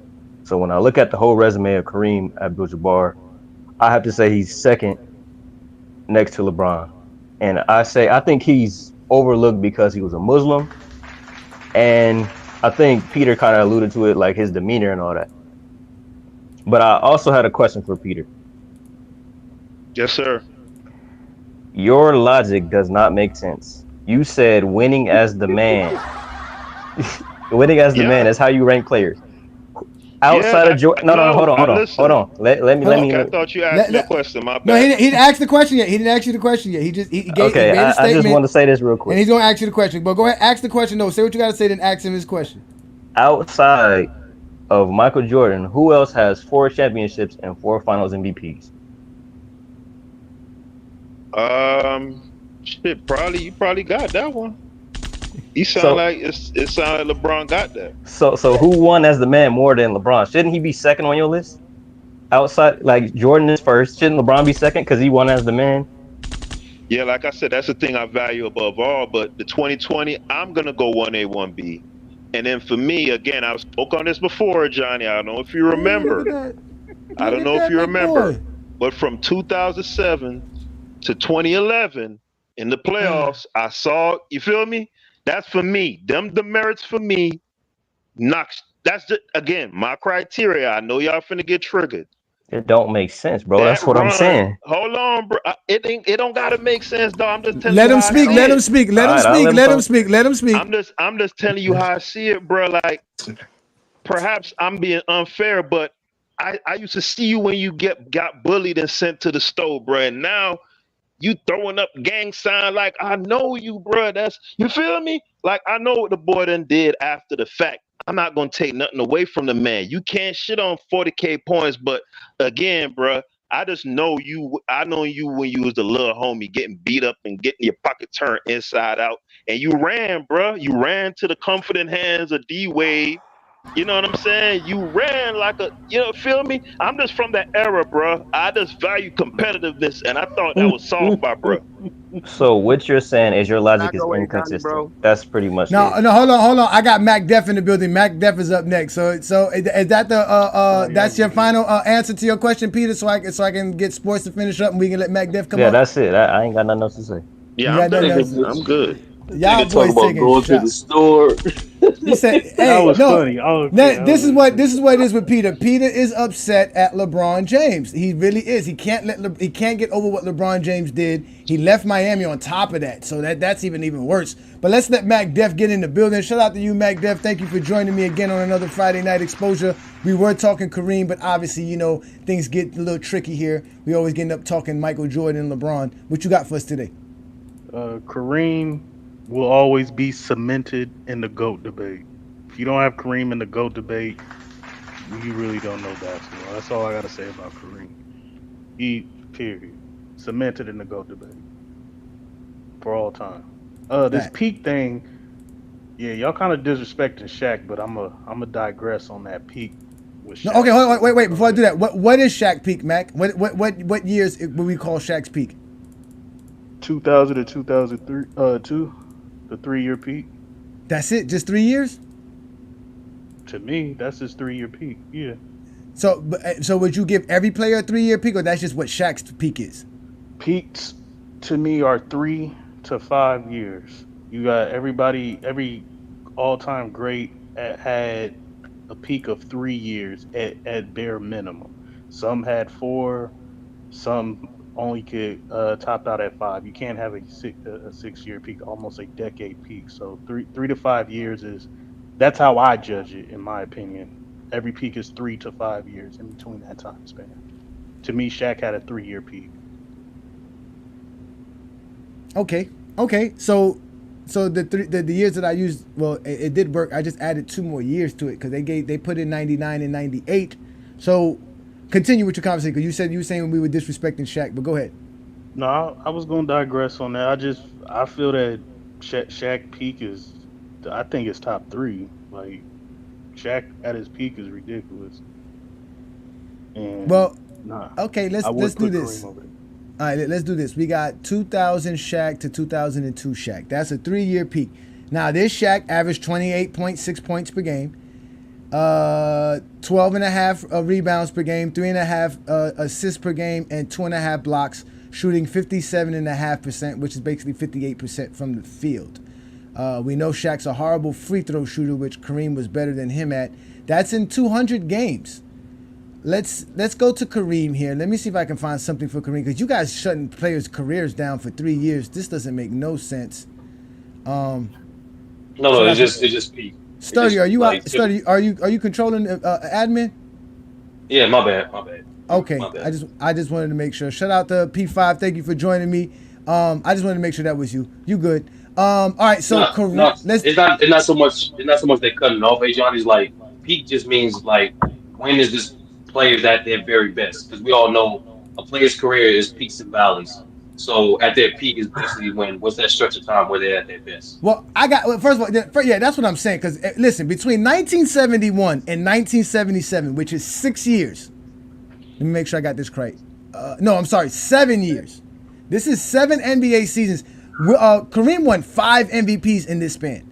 He averaged 29 points per game, 15 rebounds, 4.5 assists, 3.5 blocks, shooting 55% from the field and 70% from the free throw line. This peak is better than Shaq. And if let's just say, you know what? Let me knock it to a 3 year. Let me do 1971 to 1973. That's 32 points per game, 16 rebounds per game, 4 assists, shooting 57% from the field.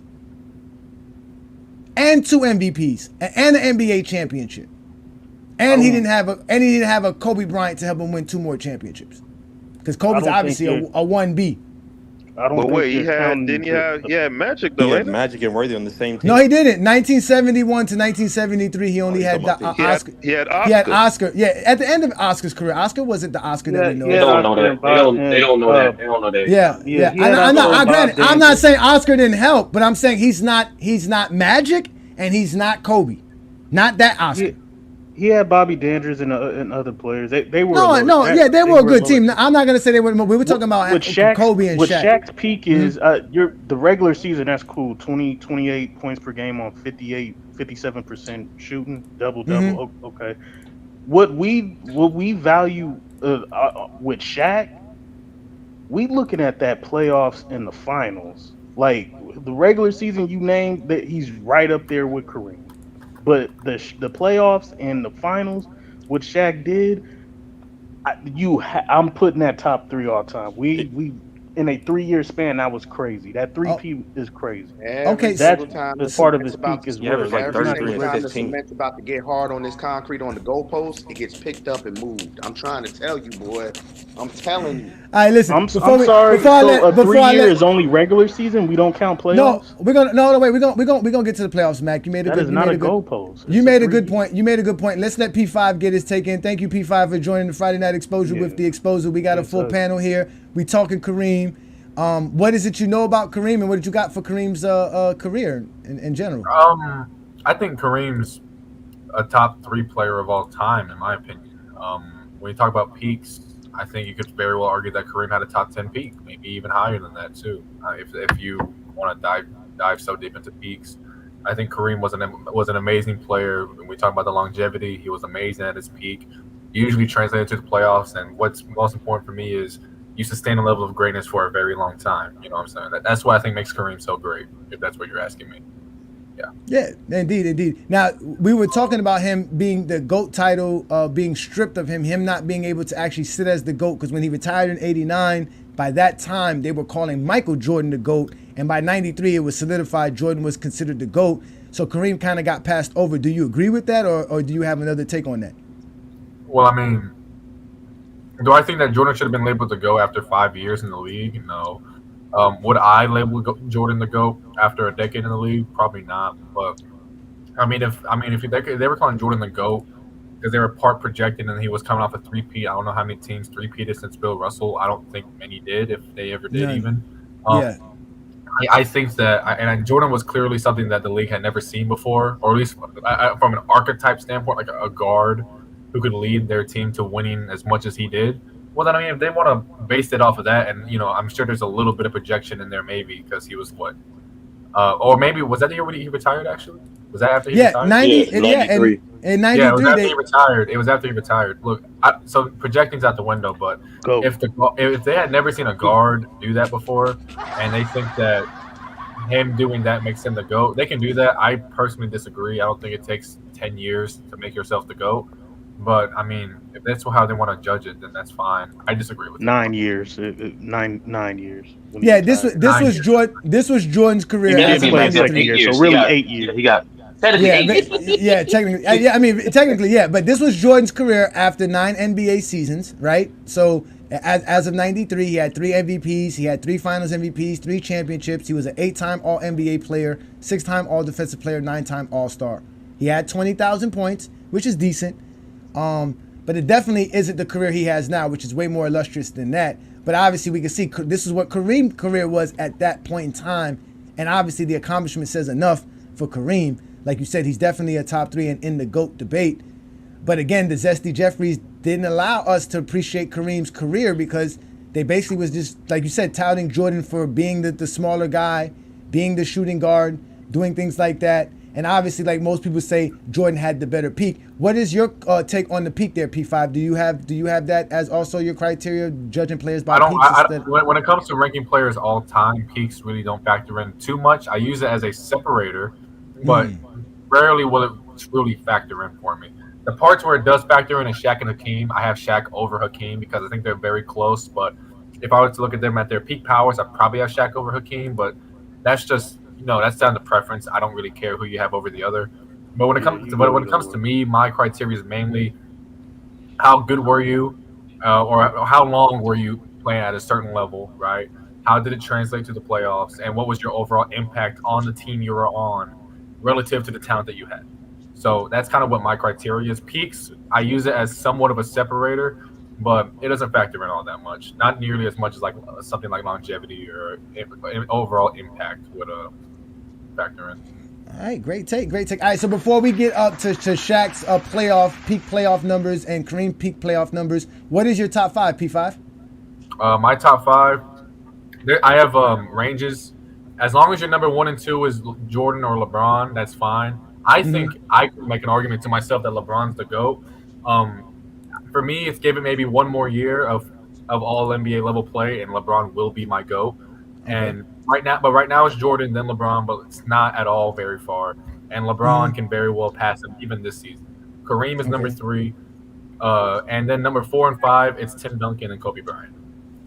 Okay, all right. Oh, Kobe Bryant made the top 5 list, y'all. I know some of y'all, Twin Man, shut up. Don't even say nothing, Twin Man. Don't even say nothing about Kobe Bryant, Twin Man.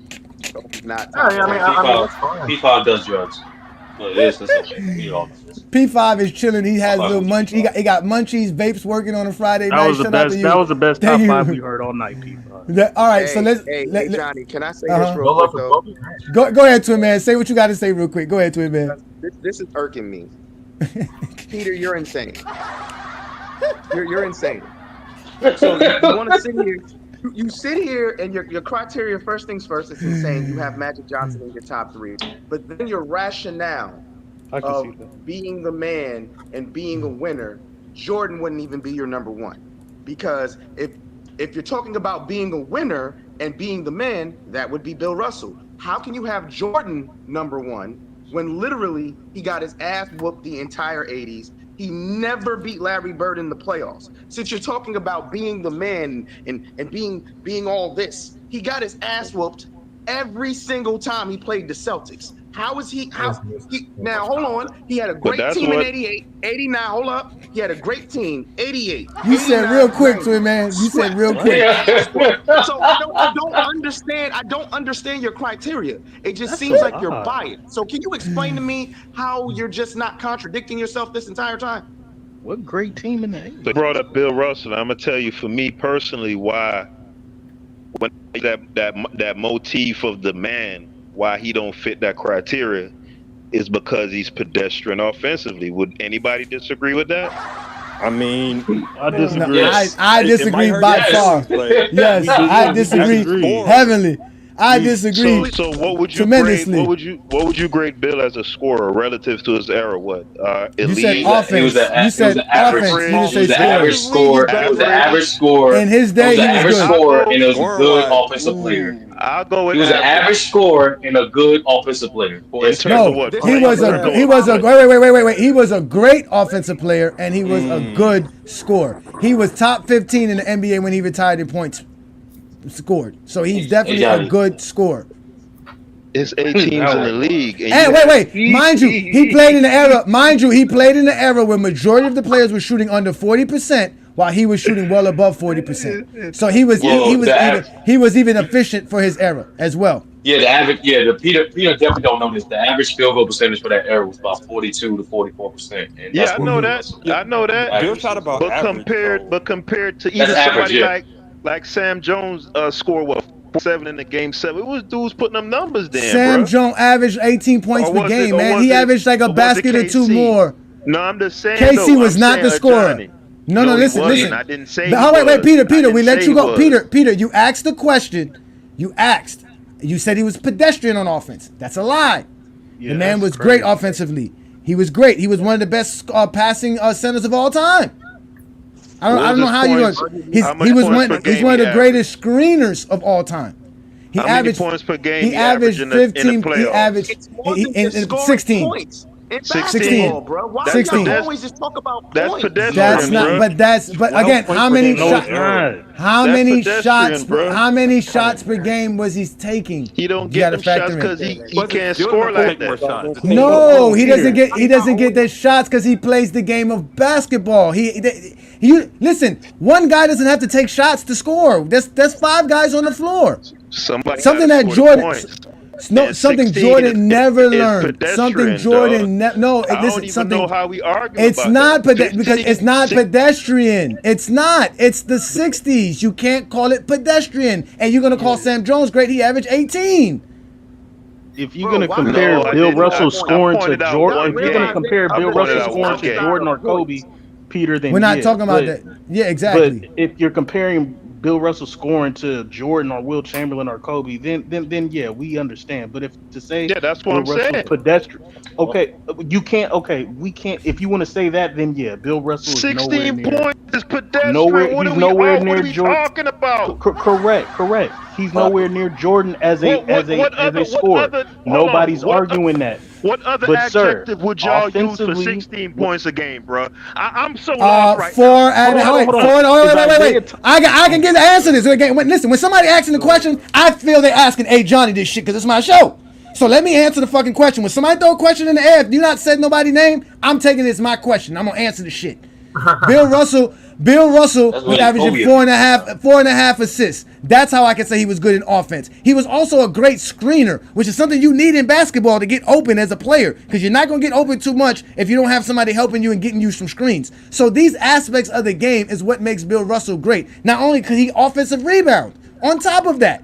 So we're talking about Bill Russell beyond just points. Points is not the only aspect of offense. And it's not the major factor of offense neither. There's a lot more to the game than that. Just it's that. not Go the ahead. major factor. No, it's not. P5. Go ahead, P5. Hold on. Let P5 because P5 had his hand up real quick. Go ahead, P5.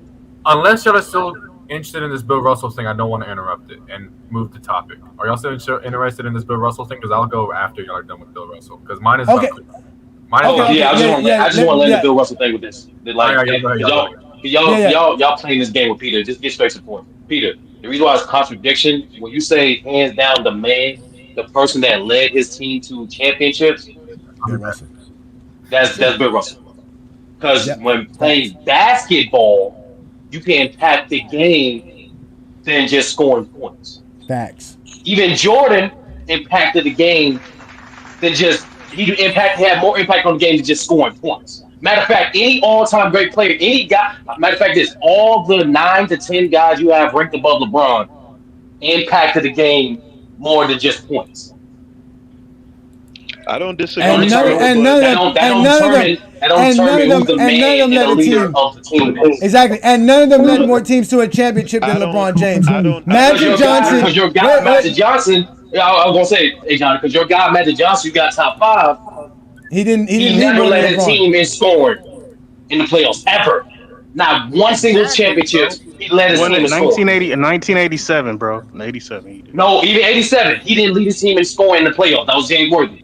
Do Yeah, but he you He research putting averaged up. back then? He 26. putting Didn't he up. average like Hold on 24? though. Hold on though. Sturdy. He Y'all averaged talking 26. about. You're lying. Y'all was talking about Buddy averages his little four I assists shouldn't. or whatever. Yeah, you gotta go Magic check. averaging with his 20 points or 21, whatever. He averaging 10, 11 assists with that.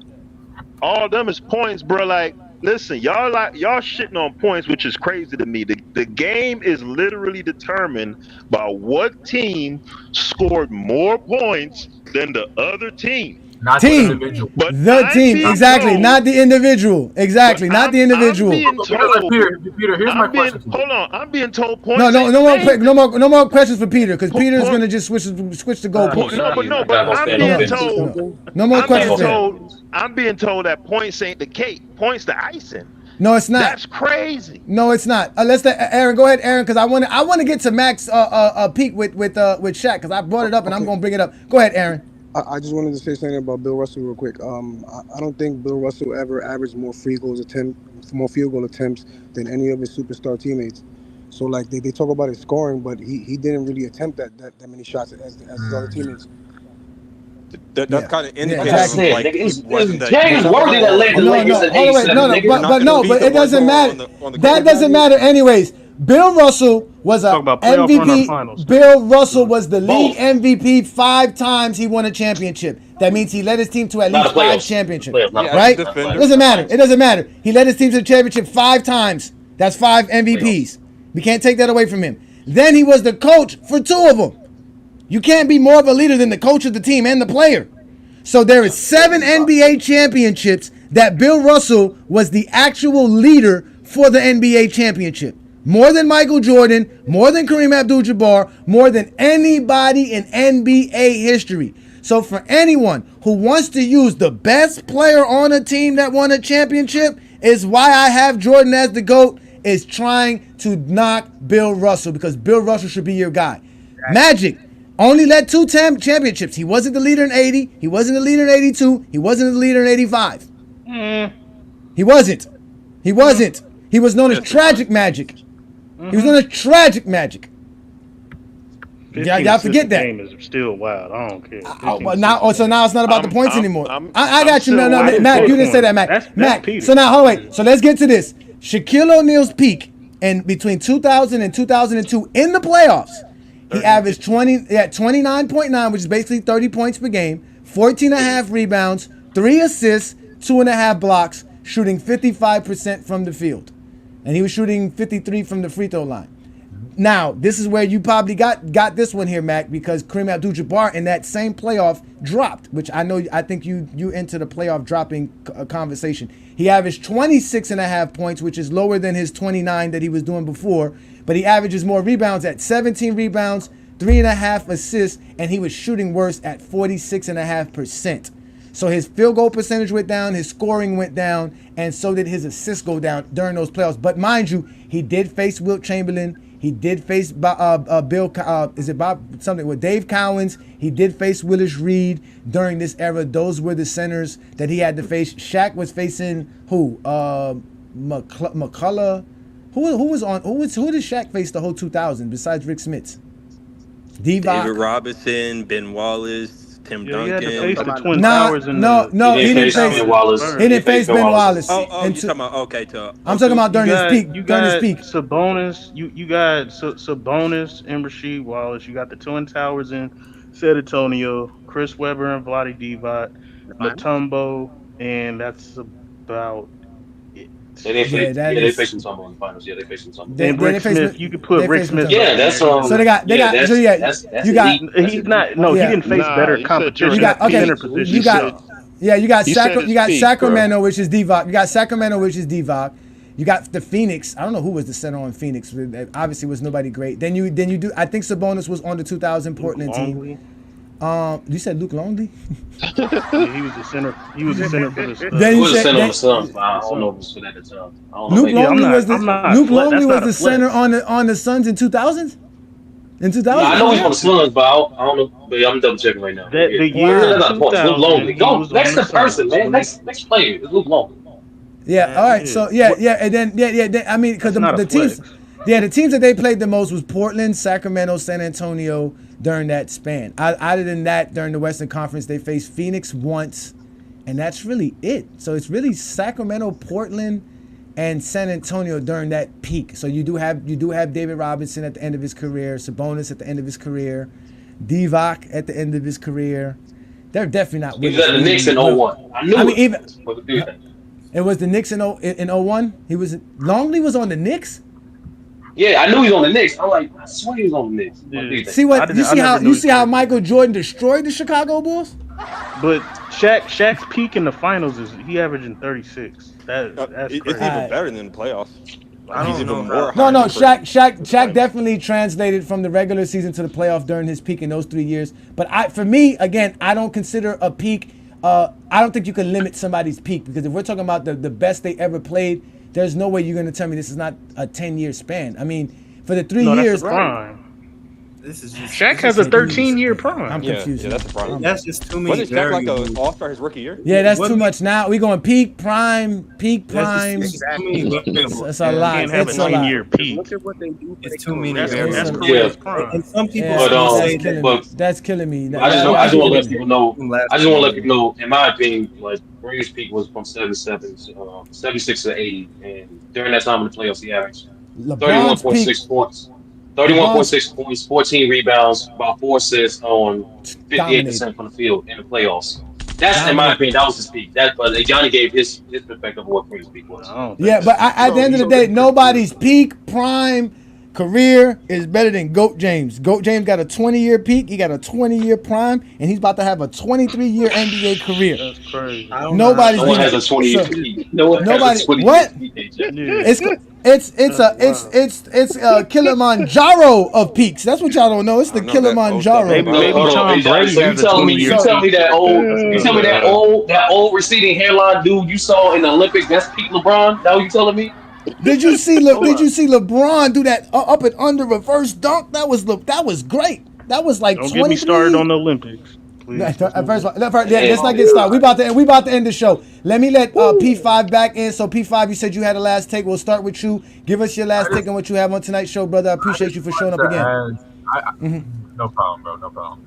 I just wanted to ask because there was a bit of a reaction from certain people when I said I had Kobe in my top 5. Can I hear? Like, is there any pushback from that, or like, what's up with that? What's up? None whatsoever. Yeah. It's a great list. Good night. Yeah, it's several pushback. None. Yo, And Mac Def that have Kobe in the top 5. Hey, Johnny, you froze. I'm not gonna lie. You froze. You gotta say that again, Johnny. Okay, my bad. I'm sorry, my bad. Besides Benjamin and Mac, I think those are you guys are the only 3 that have Kobe in the top 5. Everybody else here doesn't have Kobe in the top 5. I got Kobe. What's your reasoning Johnny, for Kobe? I do want to top ask. 5? I do want to ask you, what is your top 10? Because I just want to get a baseline. My top 10. Oh, yeah. Okay, so I had to readjust my top 5, so it kind of adjusts my top 10. It's LeBron number 1, Wilt's number 2, Kareem's number 3, Michael Jordan's number 4, Bill Russell's number 5, Tim Duncan is number 6, Dr. J is number 7, Kobe Bryant is number 8, Magic is 9, and Bird is 10. Okay, I do want to say this. I don't have much pushback for your top 10 because my thing is I don't rank Bill Russell, I don't rank Wilt Chamberlain, and I don't rank Dr. J. Those are three players that I just like. 60s players in general, like Jerry West, like the Jerry Wests of the world. I don't rank them. The only like even the only player from the 70s that I rank is Kareem. So like I don't have much. Dr. J from the 70s though. Why don't you rank them though? The reason I don't rank them is because I think the 60s, it's just an era of basketball that I don't think I could put into proper context, if that makes sense. I don't think I could understand what was so different about this, because I'm being honest with you, I didn't do much research. I've never watched a single second of 60s basketball. Like the things that Ajani was breaking down about Bill Russell, I can't push back on because I don't know if it's true or not. I don't know. So that's my thing. I've never watched a second of Bill Russell, a second of Wilt Chamberlain, a second of like Jerry West or anything like that. Some research. And the only player of the 70s that I've watched any amount of film on at all is Kareem Abdul-Jabbar. I didn't watch Dr. J, so I don't have much pushback for Ajani's top 10. That's just me. That's just me. Okay. So okay, yeah. So if you do take away Bill Wilt, and then Kobe will end up being in my top 5. Oh yeah, so I don't have much. I think it's just the fact that a lot of people don't have him in the top 5 is because his resume is lacking. To me, most people say it's because the first 3 rings was because of Shaquille O'Neal and he wasn't the main guy. But I just say it's because I don't see how, in compared to many other players, his resume is just not there. I don't see that his production in the regular season and the playoffs is not better than many other people as well. So that's my thing on that. I just don't see he has a resume. But I can say this though, I do respect P5's take on his 60s and 70s. Instead of him saying, listen, I'm not gonna do my own research and basically make up my own premise of it, I kind of just leave it as is. He doesn't disrespect it. He just doesn't, in his mind, he can't, like he said, he can't put it in proper context, which is actually a great way of saying it. Because again, it's hard to understand that era. It's hard to watch that era, even if you wanted to, right? Because if I showed you this film right here of 1970, tell me what you think of this film right here, P5. Tell me what you Jerry West on Oscar. Dandridge finally gets outside to help.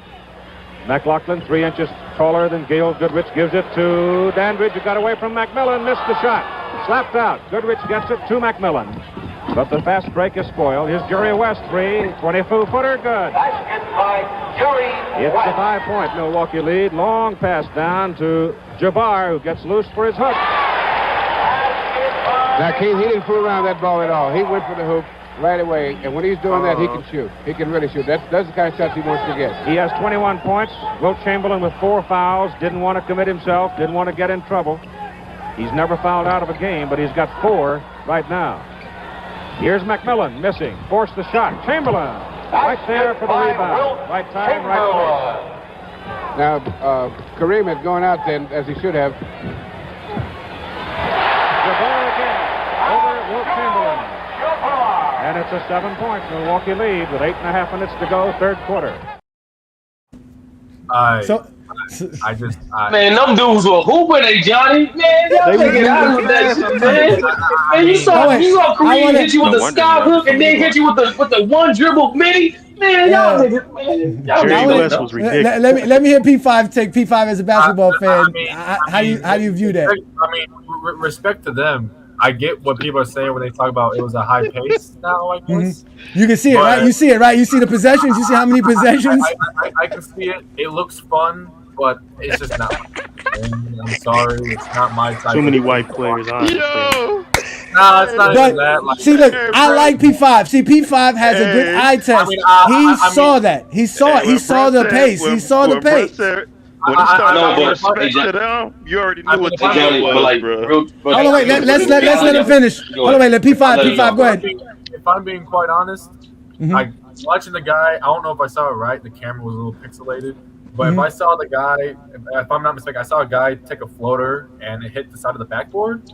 Like, that's just not basketball that I think I could watch enough to form an opinion on. I couldn't watch it. Oh, so yeah, like P5, like you didn't see, like you didn't just see Paul George hit the side of the backboard in his last playoff game. But yeah, you know, like only players in the 70s and 90s do that or whatever. I get that. Ace 30, I get that. You ain't got to put the 90s in there, man. Ace 30, I get that. No disrespect to the 60s. No disrespect to the 60s or the rest of those 70s guys.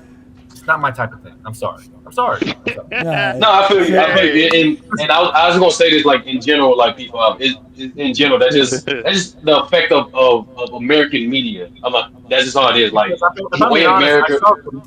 I saw Kareem when it first started. I had no idea who the teams were until I started hearing the announcers say the players' names. I had no idea. Wait, just to let you know, that's 1972, 1973 NBA The Lakers season. and the Bucks. That was the Lakers versus the Bucks, and I believe that was the game that the Lakers lost their first game out of like 30-something games. I think that was the first time they lost in a while. So that was that game. So that was just good 33 games straight. But again, yeah, appreciate your take, P5. Let's let Mac Def get in because we're gonna go round table and we're gonna get up out of here. Mac Def, any last takes, brother? Nah, Kareem should always be cemented in the GOAT debate. Period. Okay. And your top five again, Mac? No argument. What's your top five, Mac? Curry number 1, Jordan number 2, Kobe number 3, Kareem 4, Bill Russell 5. Oh, he's serious. I really can't stand Mac, bro. I really can't stand you. Y'all see how Mac paused after he said Stephen Curry, right? You see, no, that's his top five. Leave it. That's his top five. He says his top five. That is his top five. I've heard it. I've heard it countless times. Leave him alone. But you heard him. You heard him pause when he said Stephen Curry, right? He was like, "I got Stephen Curry." Everybody got a dynasty in my top 5. What's your top 5 looking like? I love me some Curry, bro, but not no number 1 though. That's crazy. Aaron, any last words, please? No, I just want to say great show, and everybody had great takes, except for Peter. Peter's shit. That dude Peter's bugging, bro. Sorry, Peter. Well, Peter, you get to respond. Your last take, brother. What's your last take, please? Nah, ain't no pressure, man. I don't take no offense, bro. I mean, listen, I can never be ashamed to value winning and value the things that win the game, which is scoring more points than the other team. I mean, if that's something to be shameful about, I mean, I don't know. The world done changed or something. But hey, man, it was fun. All right. I appreciate you, man. Thank you so much, Peter. You are the man. Thank you. You represent 10 toes down. That's all we ask. Stay 10 toes down. All right, Benjamin, any last words, my friend? Oh, yeah, man. Hey, Kareem's a beast. Like I said, I think he got the second best longevity of all time. I just don't think his peak was as good. His playoff translation. And, again, I dock points for the 70s, but that's just me. That's it. He said he docked points for the 70s. I can't wait till we start docking points for the 90s. We definitely docking Jordan for 1988 because he got fake steals and fake stats. Ready Hood Sports, what is your last take, sir? Well, Kareem in '84 broke that scoring title, and then the next year went on to win the Finals MVP. So this was older Kareem too. This wasn't the spring chicken Kareem. So for anyone to even think that his peak wasn't through the majority of his career, or that he was lackadaisical in some sense during the playoffs or anything like that, you're fucking insane. Kareem is literally probably, like, I even had to move him up, man. I had to move him up in my top 5 and shit like that, because Kareem is just great, man. And like I said before, if we're talking about the embodiment of the NBA, the embodiment of what it takes to be an NBA player, and the skills and the dedication and the longevity and the athleticism and the skill and the IQ, Kareem embodies that. That is Kareem Abdul-Jabbar. So anyone who would think otherwise is just, they're fucking crazy, man. But that's all I had to say. All right. Thank you so much. I appreciate you, Ready Hood Sports. You've always been a good supporter of the channel, super chats and all that. Thank you for being a member. You are great. All right, Sturdy, land this home. Quick take. Last takes, brother. Make it quick. John Stockton is not a top 5 point guard, as we all know this. Jerry West is a point guard. Stop letting these old heads lie to y'all. He's a shooting guard. So is Curry. Most importantly, be a critical thinker, all right? Don't fall for the George Bush public school education. Don't fall for the basic American propaganda. Be a critical thinker. Don't be a Ben. Just talk out of your ass without doing your proper research. Do your own research. Come to your own conclusion. And develop your own opinion. And actually, don't be a bot. Be a human being. Reading is fundamental. That's it. Oh, Math. reading is fun. You should read. We know Zesty Jeffries don't like reading. We know they're not good with math. Come down Twin to that Man, math. Those are you possessions. there? I'm gonna start calling you Quick Man. Quick Man, are you there, Quick Man? Is that what we doing, bro? Is that what we doing? I'm gonna take a page out of my homeboy Sturdy's book. Kobe Bryant is not a top 10 player of all time. We need to stop lying to the people. Stop trying to force him into places he does not belong. Kareem Abdul-Jabbar is absolutely the second greatest player to ever touch a basketball. They literally stole the title of GOAT from him to give it to the bald-headed menace from Chicago. So for them to sit here and pretend like Kareem wasn't him is just insane to me. We need to actually just start telling the truth about basketball and actually having criteria that make sense, and stop just sitting here pretending like scoring is the only aspect of basketball that matters. Because the last time I checked, you still need to end possessions, you still need to steal the ball, you need to play defense. There's a lot of aspects that go into basketball besides just putting the ball in the hoop. I'm not going to pretend like scoring the basketball isn't important, but if you're not able to fill up a stat sheet like Kareem Abdul-Jabbar did or the GOAT LeBron James did, you're just Michael Jordan, the fourth best player of all time, behind Wilt Chamberlain. Ooh, Hey, shots Johnny, fired. could you actually end the stream and we be backstage? Huh? Could you actually do that? Yeah, we can do that. I can do that. Ishmael, any last words, brother? Yeah, I just think that all this stuff it's all about consistency. Where's your consistency for who in these rankings? And most of the people who are in disagreement with the things that Ajani speak about, or anybody in general, I just don't really hear the consistency. And so it's just too many variables. This peak possessions, this, that, if they were a winner, if they led their team to winning. Listen, it's just resume. I just see it as resume. Kareem Abdul-Jabbar is the second greatest of all time. Until someone otherwise gives me something more logical or that refutes this, and I really don't see it any other, aspect of it. He has the second greatest resume, second greatest of all time. And so based on from the production standpoint in his career and based on the accolades in his career. So I just give me a consistent argument, and maybe I would be open to that. So that's it. All right, it's no doubt, man. First of all, I want to thank all you gentlemen. I want to thank my GOAT James Kingdom members. Thank you, Sturdy. Thank you, Ishmael. Thank you, Twin Man. Thank you, Ready Sports. Thank you, Aaron. You guys are great as being members of the channel. Always support what we do here. We look forward to keep giving y'all all the content that you're looking forward for, to see how great LeBron James is, because that's what we do here. I also want to thank Mac, Dev, Peter, and Benjamin for showing up, and the other guys that were here as well, P5, and all the other folks that stepped up and talk on the mic. I'm going to let y'all go back into the backstage so I can have fun with the rest of the chat line. Thank you, gentlemen. Again, you guys have all been great. Ladies and gentlemen, it is the Friday Night Exposure with the Exposer. I do this every Friday night right here on the GOAT James Kingdom platform. Today's show, we were talking about Kareem Abdul-Jabbar. And obviously, Michael Jordan stealing the GOAT title from Kareem, because Kareem had a resume to put him as the GOAT. Without a doubt, at the end of Kareem's career, he was the greatest player to ever play the game of basketball. There were some stats and some accolades not available for Bill Russell and Wilt, so that's why they're not included in that. But for what Kareem actually did, we cannot knock him for it. He was one of the greatest players of all time, and he should have been the GOAT, because he had this at the end of his career. And these are all the rings that I got. Grade school, high school, UCLA, and then all the rest of them are from events in professional life. So this is the thing that, that players say that they sweat for, that hope to get and do anything to get, and you got a whole stick full of them. Yeah, well, they accumulate, I guess.